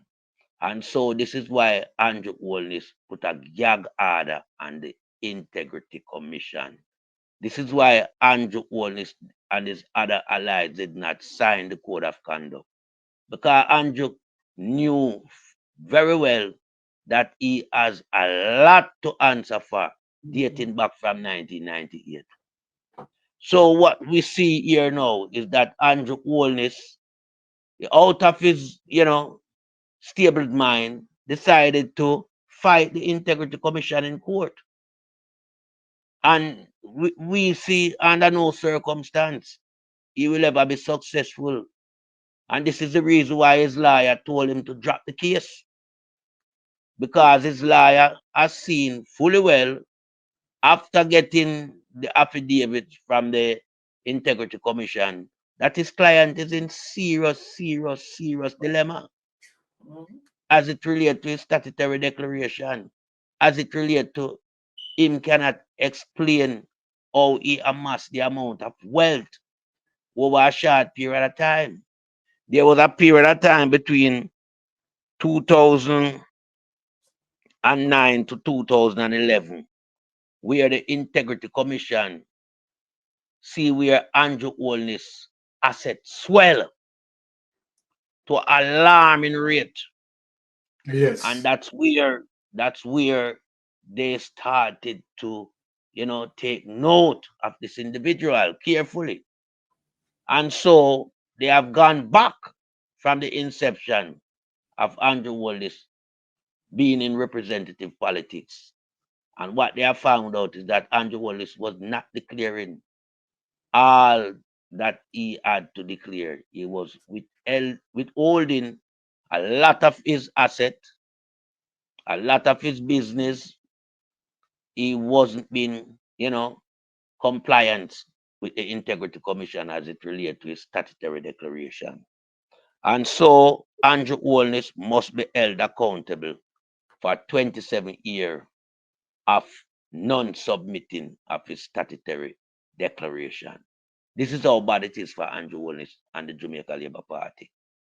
But what we have to look at carefully is that Andrew Holness was aided and abetted by other cronies around him. Cronies like Michael Leachin, Hugh Craskery, and Darrell Valls. They all contrive to all these Ponzi schemes. So these are the Ponzi scheme bosses in Jamaica. Because when you look at Cash Plus, Olin, and then SSL, it all show Andrew Holness having close affiliation with all of those Ponzi schemes. But Andrew Holness never come out on the losing side of things. He's always been credited for his investment and credited to the tune of vast amount of millions. So we are wondering, why is it so? And the question that we have to ask, was due diligence done in regards to, when he submitted his statutory declaration in the first phase? We know that there were people protecting him, We know that for a fact. You understand? But the cover-up is so widespread that how could they allow Andrew Holness for that vast period of time to be uncertified? Tentative politics stick in my mind right now. Mocha should have gone for him.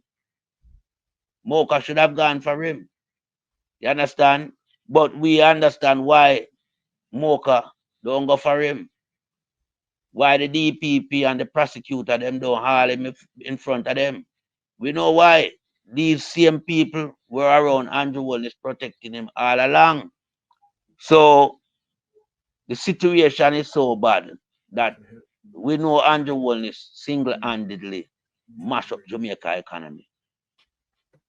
Because a lot of tax were not paid over to the tax office. All right. A lot of, yes, sir, Byron. Let me help you with a big information here. So what we just discovered. Put it up on it. And sorry to cut you. We just assure the Jamaican people that again Andrew Holness still continue to lie. Because here it is here. Here is it, people. A cease and desist order was issued against Olin Corp Limited and related entities on March 24, 2006 by the Financial Service Commission. So then if there's a cease and desist issue, Andrew Holness doing investment with Olin 2007.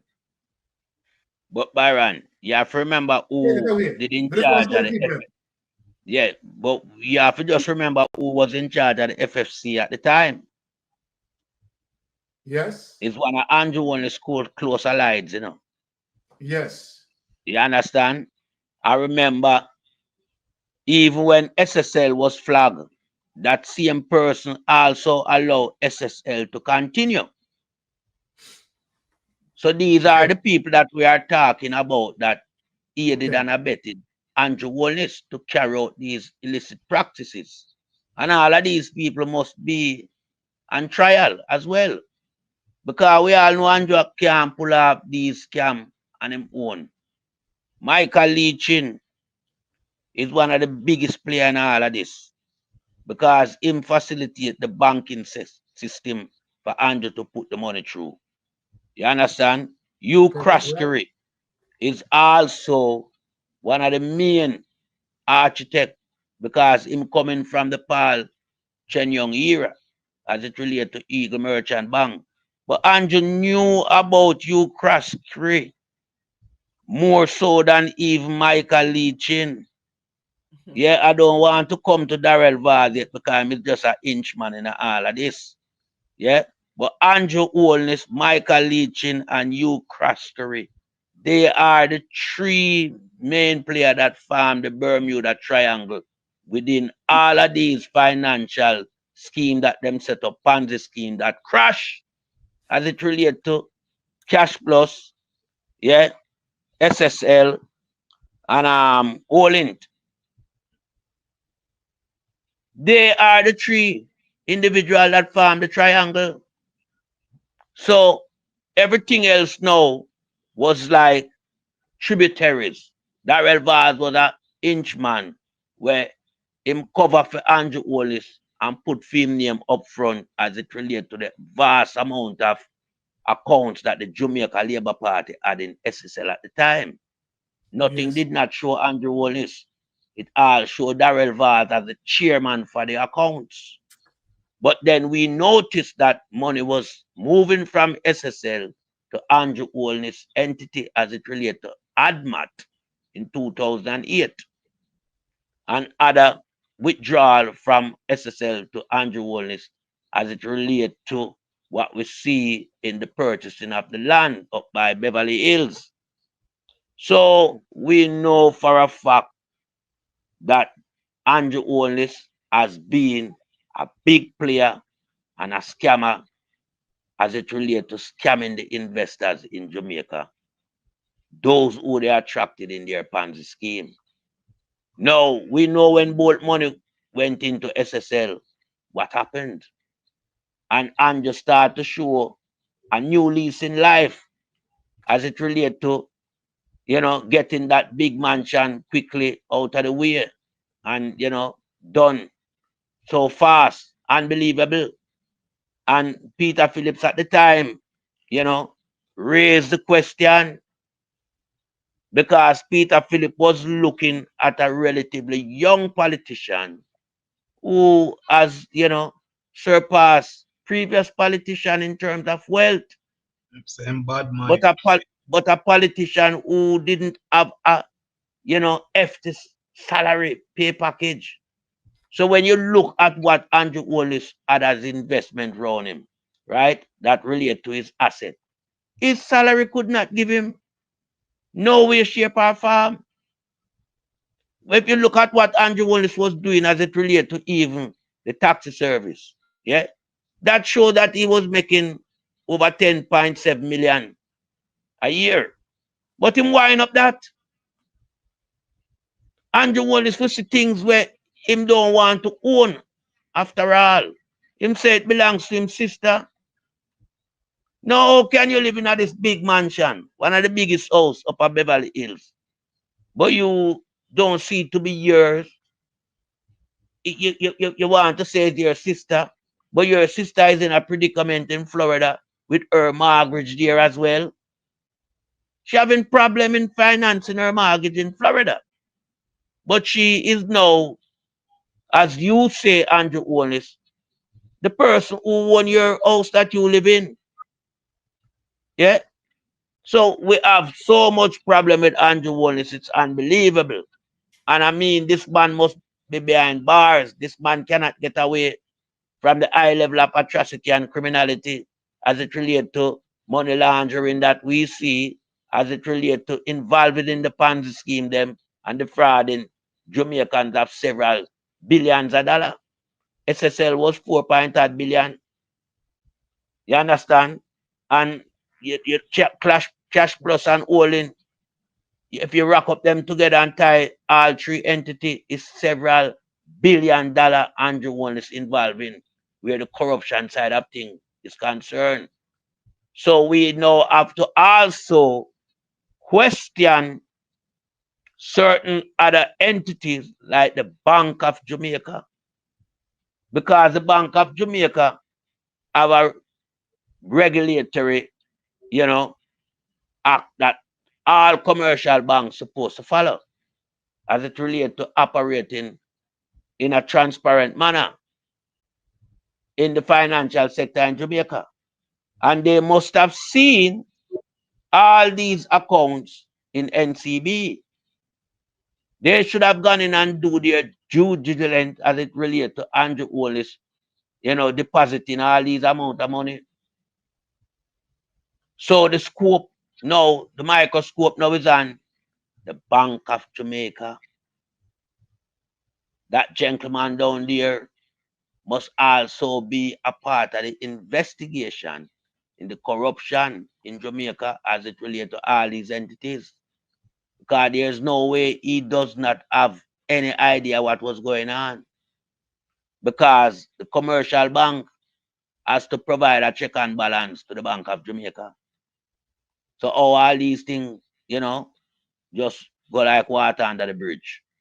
We have to ask, so some serious player in Jamaica, Andrew only get the player them on him side.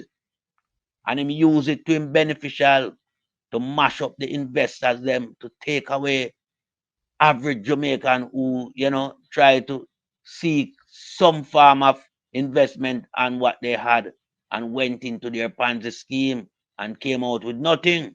But Andrew only came out with billions of dollars, and also at the same time hiding from the taxman in Jamaica, not paying over billions of dollars in tax based on the high level of asset that he had. He owes Jamaican a vast amount in tax. So we are looking at Andrew Holness from all various angles. And this man should not be running in this upcoming general election. And for a man with so much criminal activity hanging over his head, but also holding the country to ransom as it relates to announcing the date for the upcoming general election, it is nothing short of disgrace. Nothing short of disgrace. You understand? This is a criminal holding the country to ransom. You have investors overseas who probably want to come and invest in the country, but it's waiting because there's no certainty as to where the country is going. Come September the 3rd, the country will probably be without a prime minister and be in the hands of the governor general. This is how I'm looking at it right now, because we are just about a month away from that date and we haven't heard the date for the upcoming general election. So we're asking Andrew Holness, what is the reason? And I yield back the floor to another member of the panel. All right. There you go. And let us squeeze in the ladies' pinks right in between the middle. Pinks. Okay, Uncle Byron. I'm going to start out first by making a little correction there. When Andrew Holness told a lie about his business, one of his business being cash based only business. In Jamaica, it does not matter what kind of business you have, whether it's a service you're providing or a product you're providing, we all use cash in transaction. You're only exempt from taxes if you're below the threshold of 1.5 million Jamaican dollars. You're not required to pay the taxes like other people. So that is a blatant, obvious lie. And everybody in Jamaica who owns a business knows that cash is our domain of exchange, no matter what kind of business you're in. The man who owns a garage, the barber, the hairdresser, the shopkeeper, everybody uses cash in their business. It's just a matter of if your business passes or is below the threshold and is implemented here in Jamaica. So, and we see from his business, he was making over the amount of the threshold, so he should be paying taxes in that company. Now, when it comes to Andrew, we know that truth is running down Andrew, but Andrew is running from truth. Andrew managed the truth like how the devil and the angels do not get along. Let's go back to his house. Broke about his house when Zara Peter Phillips making it known publicly, because up to this date we still do not know where the money come from to start his company in St. Lucia. He claimed that he bought the house, the land, ADMAT transfer money to here. Where did that original money comes from? That $47 million that he claimed that he got, It's only the devil could have given him that money. And there is no clue, there's no breadcrumbs to tell us where that money comes from. Either that $47 million he claimed that he has. Now, what's the difference between a scammer in Montego Bay, a lottery scammer in Montego Bay, and Andrew? I would like to ask all Jamaicans that. What is the difference between, because Andrew has been running Jamaica similar to how the lotto scammers work in Montego Bay. There is no difference. And if Different. he's spending so much Different. time, One of the things. The difference is because we voted for Andrew Holness to rob us. But thank you. the electric scammers them choose to rob us. We voted for him to rob us. And the other question I would like to ask my Jamaican voters is this. What time does Andrew have to run the country? Because all we see him doing is moving money from one entity to another entity for over 27 years that he's in politics. And the reason the IC gave him so much time to start out himself is because the IC people obviously respect the office of the Prime Minister. Because I am sure if we check the history of the IC, no other much leniency, because there's also evidence that they went overboard to try to accommodate Andrew Holness. They did everything. They were so lenient. It's amazing that they went the length to get this man to just respond to them. They were very professional. So when Big Mama Cliff Hughes come out and try to defend and be on the side of Andrew Holness, we know you're only defending your tax break. And Hugh, you have a lot to answer for because so much information that comes out of your radio station has been proven false over and over again.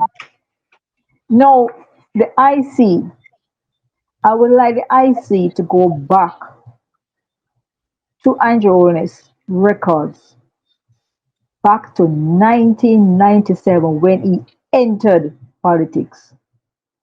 Because we need to go through everything from what we're seeing now.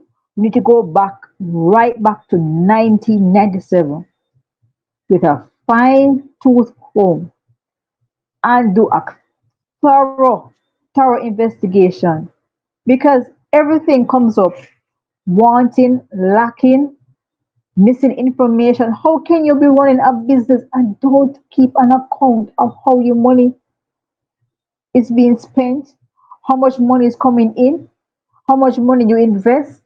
You do not remember money for over $1 million? Come on, Andrew. That is a blatant lie. And I would like to remind Jamaica that Cash Plus, one of the investors, was a university in Mandeville who at the time was being led by our President Gigi. And they lost their investment in Cash Plus while Andrew Holness came out a winner.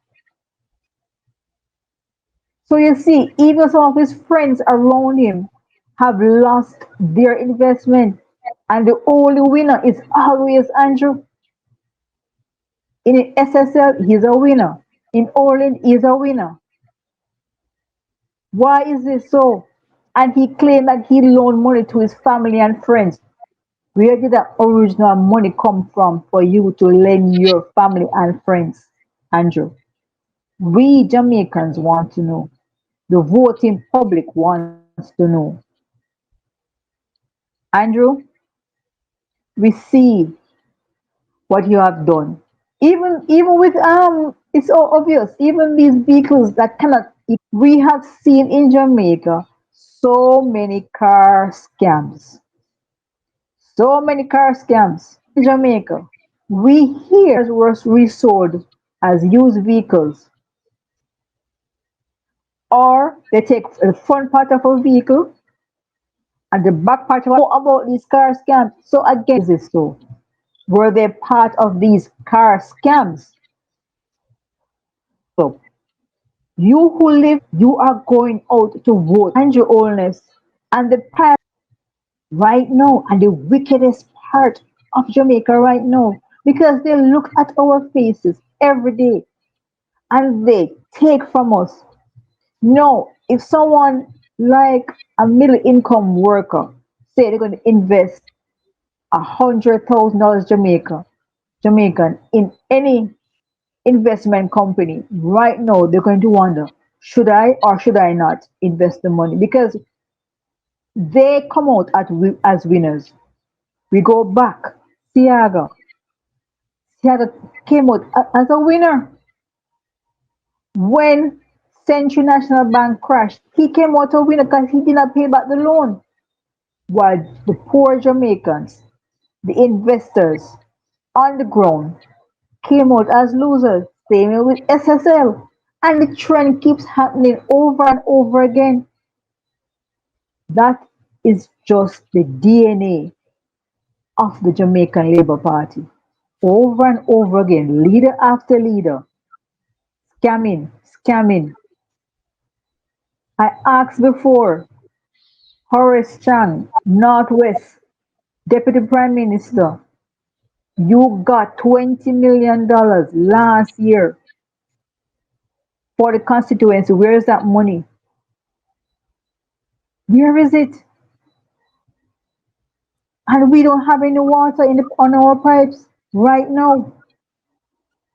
This is what they do year after year, and we cannot vote back in these people. It makes no sense.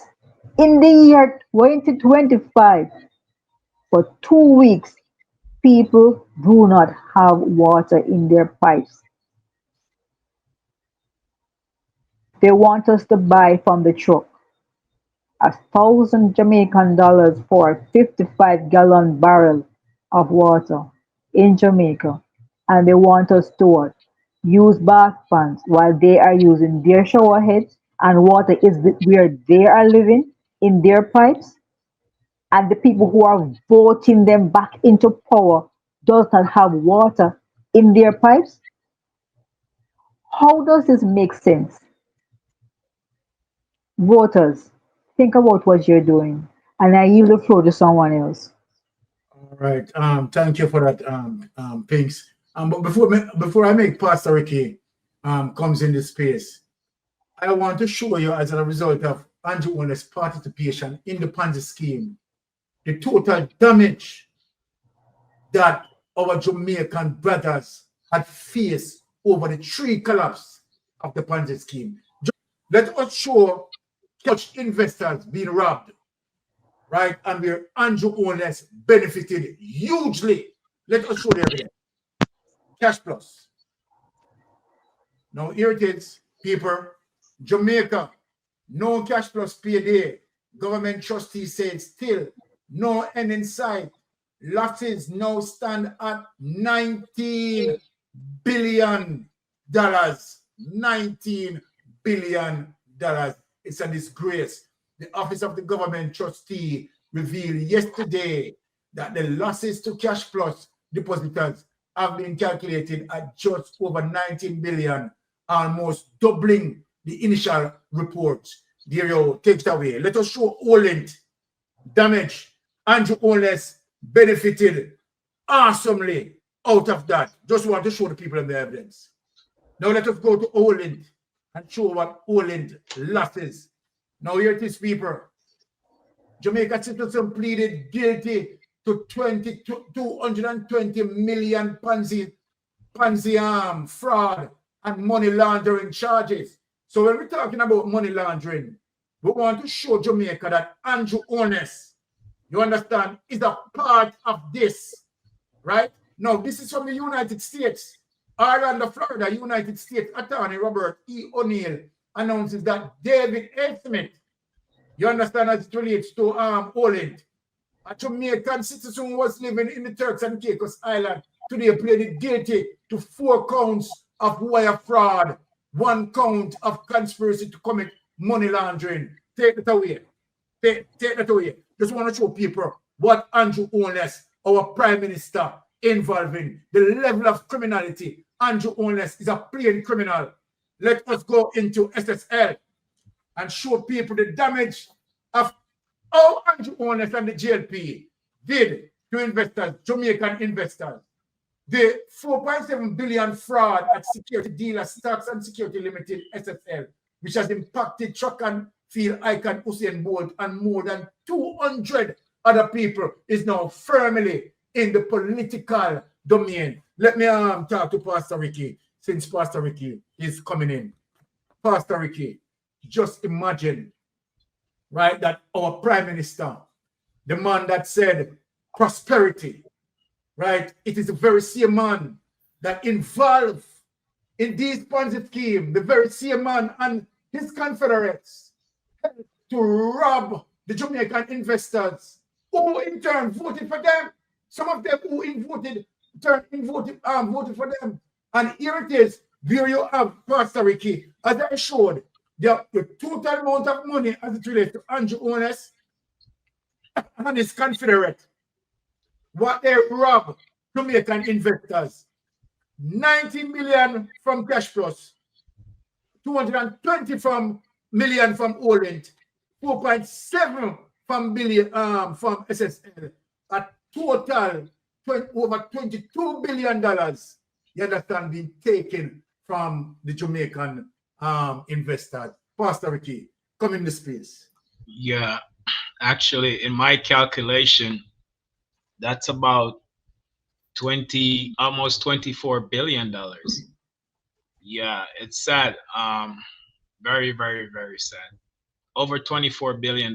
But you know, I am appalled after going through the affidavit in the 90s meltdown that was led by Seaga and the JLP party, Paul Cheng Young and the bank and other banks, Aldi Shaw, masterminds behind this, and of FinSat, to appall that after that, so many loopholes are in the banking system, and this needs strong banking regulations law right now, immediately after this government leave. This should never happen in the history of Jamaica again. You can't have unregulated businesses and unregulated Ponzi schemes, unregulated foundations. Like Nigel Clark had an unregulated foundation that he collected, what, $91 million in 2020 and spent $84 million the same year. Between 2018 and 2020, collect 91 million. Didn't list the source of funding, where the money come from. And it's the same thing we see with this prime minister. All of this irregularities as it relates to money laundering and money transfer and money wiring and money investments, schemes. Yet there is no ledger, there is no accounting methods. You know, in America, we have what we call the general accepted accounting standards or principles. So every company has to abide by that, or else you will be in trouble with the federal government.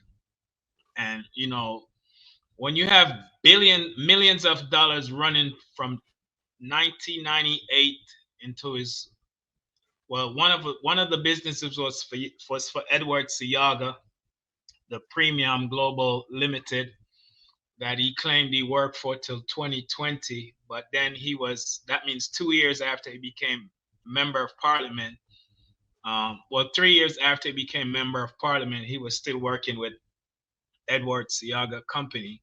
But then when we look at the taxi service and the Sunshine mobile service.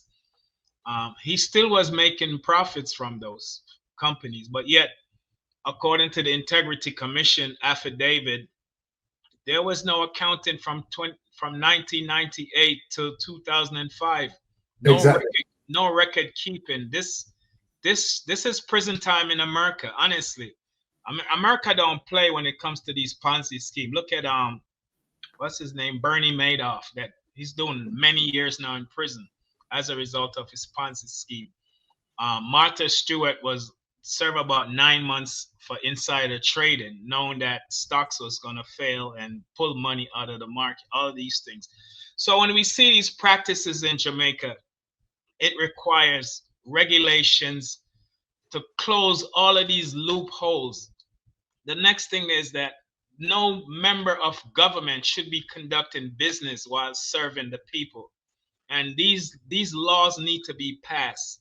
These laws need to be enforced. David, the prime minister Barabbas, in the Bible, Barabbas was a notorious criminal, notorious thief, and a robber that stole, put in prison, put on trial before Pontius Pilate. The general was part of Cash Plus Church. And the church in Jamaica lost a lot of money into prime minister who was a 7-day Adventist in 2006, but yet it's cash operated. Ludicrous, man. Listen, this is a money laundering classic 101 into these Ponzi scheme, but you're getting US dollars in return.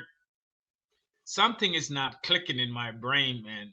Listen, there's some kind of illicit activity that was happening during this period of time, besides all of these Ponzi schemes that was enriching the prime minister. And I think the investigators from the international investigator have their hands on it.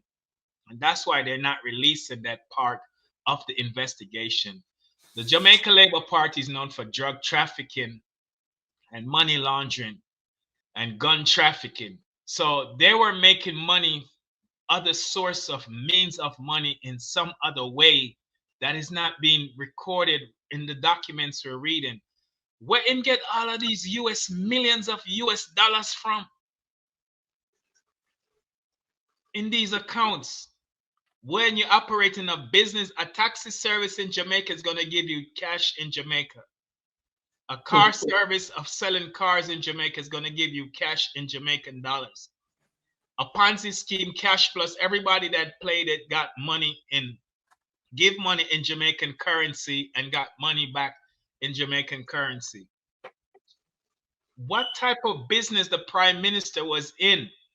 That have my mind boggling. That makes him getting paid out in US dollars. Where did this money come from? Was it coming from Central America or Guatemala? Where affidavit, how we read it chronologically from 1998 till now, put chronologically to the Jamaican people and let us know where you get all of them US money from. And that me concerned about, the US money me concerned about, because I know the American SWIFT system, anything wire transfer over 10,000 automatically hit the US SWIFT system.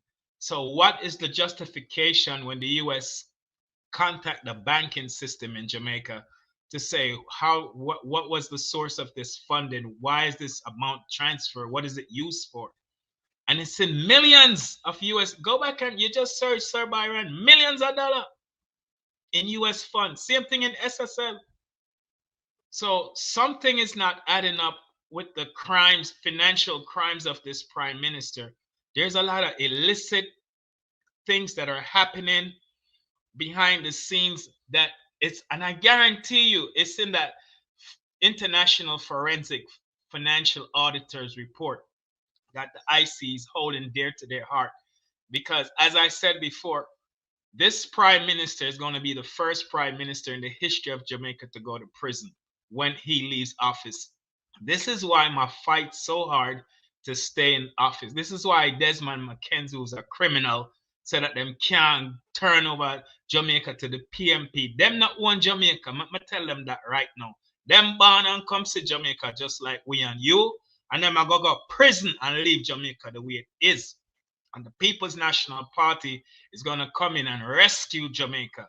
So right now, there's a lot of questions I got through my head as someone that do budgets and crunch numbers, and I'm like, and I'm reading and I'm going along with you, and I have the document myself and I'm reading it, but there's a lot of questions that is unanswered. The Prime Minister should be ashamed of himself. For a person that came into government in 1997, that his wife said they couldn't even afford to have a wedding. Them couldn't even afford for bringing the people what them did want. Them choose at least, them narrow down them list of 50 people. That's how broke they were. Them have to do fish fry and get people from the community to donate. And I think she was honest. I don't like her. She's a criminal, but I think she was honest. And that right there is a pivotal moment to show that the Prime Minister in 1997 was broke as a church mouse. And then 2 years later, 1998 into 1999, him start get rich. And then the schemes continue. So listen, the Prime Minister is in a quicksand of corruption, and he must sing fast tonight. But him need for, before him got to prison, him need for make the Jamaican people, because history is gonna judge him very harshly as the first Prime Minister. This criminal Prime Minister has robbed at least 2 to 3 generations of Jamaicans. All our own labor right are run on and talk about shower labor right and a glorified crimes. Because the word shower come from the shower posse, and the CIA unclassified documents say that. So every time them say shower labor right, glorify crimes and violence. That's what they're doing. So all I know what going on and talk about shower labor right. Listen, the Prime Minister has robbed your future and your children's future and your grandchildren's future. And so only need now for go to the polls and hold him accountable. The people in a film constituency over in a West St. Andrew need for vote him out of office. Him not need for them on the ballot, period. Nobody no bad mind criminal. We are decent, upright citizens who love Jesus. And we no bad mind criminals. Criminals are a menace to society. Criminals should be put in prison to due process to the judiciary. We're not calling for nobody get unalive. That's not the way God wants this thing to be. That's why we have a judiciary. I want to applaud the judiciary in Jamaica for holding the fort, because it's the judiciary that rejected his claim of striking down some scandalous foolishness when him know him guilty. The Prime Minister have no conscience whatsoever. The man is guilty from 1998, coming into politics in 1997. From them time, them are the whole heap of criminality financially and deceive the people. And him run for Prime Minister to continue it in 2016. And now I ask for a third term for build more wealth. When him talk about prosperity, it was not for only regular Jamaicans, it was for him and him cronies them. I can't tell you that. The Prime Minister is a multi-billionaire who get his riches in unlawful means of money laundering and schemes and Ponzi schemes and scams. The Prime Minister need to lose every last asset to him own, because his lawful income did not give it to him. The Prime Minister stole from the Jamaican people.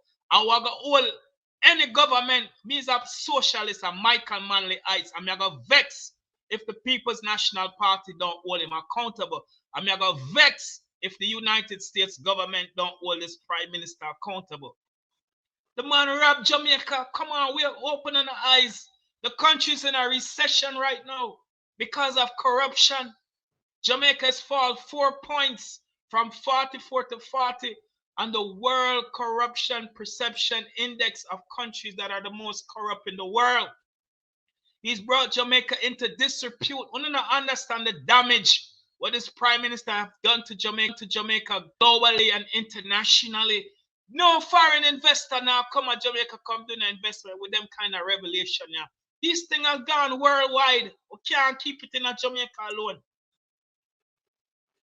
And if we don't have foreign investor, how we going to build a country? We need partnership around the world. We can plant and export and manufacture, but if we don't have a market to operate in, to send it overseas and have investors coming back and doing business in Jamaica, well, economy now, it's going to be stagnant at 1% every year or less. People, at time for put the Jamaica Labour Party, last point, out of commission. Them rob enough, them thief enough, them steal enough, them take away enough, them chop enough, whichever descriptive adjective we want to use. This affidavit is a couple nail the Prime Minister to the cross. It was like the two teeth for the day between Jesus. The Prime Minister is a thief. I've never respected him. I'll always respect the office of the Prime Minister, but I'll never respect this criminal. And from last year, we say him is a criminal. I know people as a pastor, cool it down, man. You're going too bad. When I read the IC report, Sir Melton Pot, Sir Byron, Sir Anne-Marie, and Lady Pinks, and everyone in the chat, when I read the IC report, it confirmed everything what we did talk about.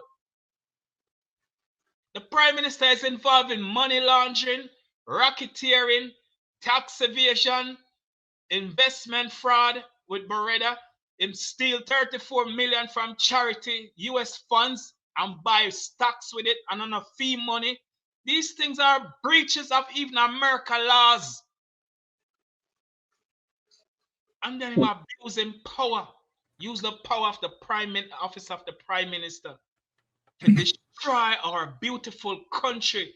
Today is Emancipation Day. Our national heroes are spinning at them grave. Because on this, them fight for the liberator from colonialism.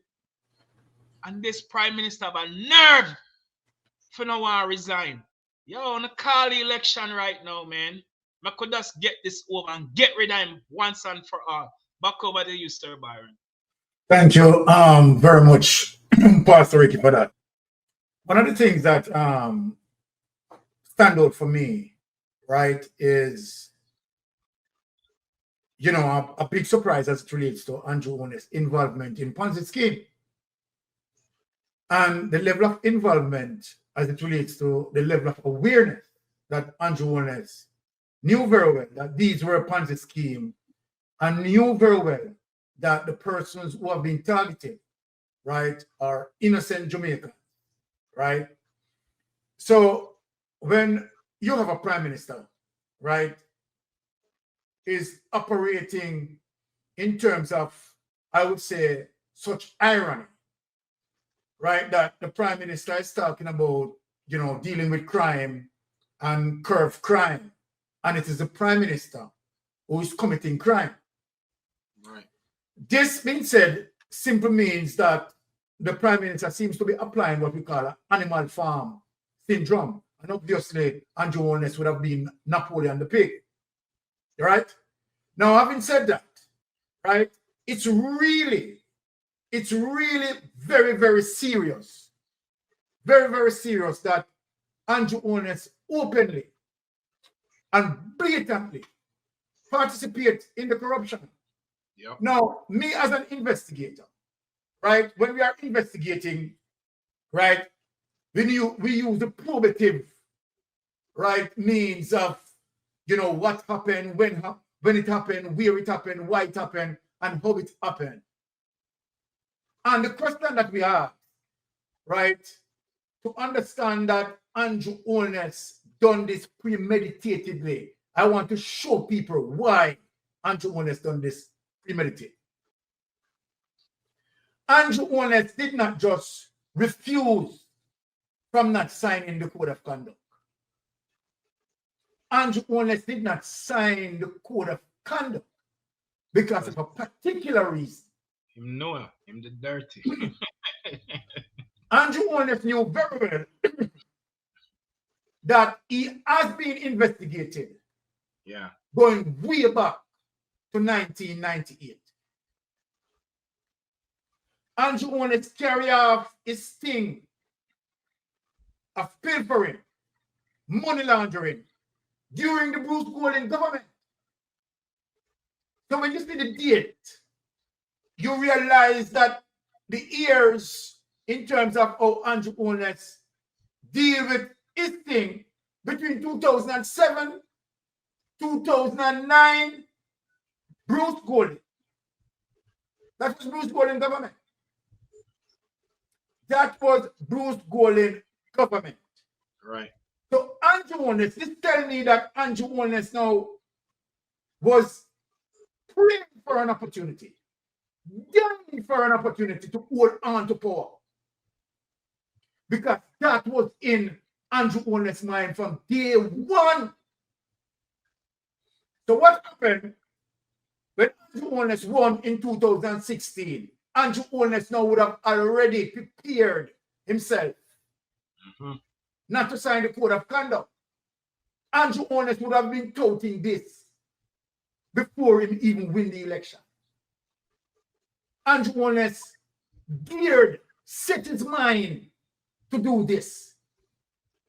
The second move that Andrew Holness made that confirmed that Andrew Holness carried out this premeditatedly was to attack the Integrity Commission investigators utilizing Section 53, subsection 3, to muzzle the commission under the pretext that investigation need to be done and avoid from, any form of wrong accusation. That was the pretext Andrew Holness had done. And Andrew Holness make, somewhat good argument as it relates to, okay, if you are investigating someone and at the end of it, the judge may find the person not guilty, how do you fix back that damage that done to the person? Andrew Holness used that pretext because there's an argument that can be made that if you charge someone and that person found not guilty, then of course the person would have suffered, right, some character damage. So Andrew Holness used that. Andrew Holness totally, cleverly. That's why Andrew Holness, when he said he doesn't play draft, he played chess. Now you understand why Andrew Holness speaks the way he speaks. And Andrew Holness telling you how calculated he is. What Andrew Holness is saying that when he said, I don't play draft, I play chess. Andrew Holness is saying, my move is not immediate. My move is not something that you can read within a day or a week. My move has been calculated for years. So when I'm executing that, you can't read me. That is what Andrew Holness is saying to Jamaica. He doesn't play draft. He plays chess. Because you have to have a high level of thinking and think in an advanced way. So now when you look at it, you realize that, all of this that Andrew Holness was doing. Andrew Holness, again, in a very skillful way, the wrongs that he has done and the JLP has done, right? He converted to the People's National Party. So then he created a firestorm, appeasing his base because he blindfolded them, tricked them. And so then you can't tell even some of them that under the poison. So when Andrew Holness said, don't vote for the People's National Party, because when the People's National Party win, they will throw poison on you. Master chess player. Andrew Holness knew very well that he was the one who is going to distribute the poison. And he had done it in a very clever way. Now, this is the reason why Andrew Holness fight vigorously not to have this information out. Yeah. Because now in this information, Andrew Holness is going to realize, Andrew Holness know that he lose the general election because of this. Because Andrew Holness knows now that the people of this in the public, they now can read him properly. Exactly. His chess game is over.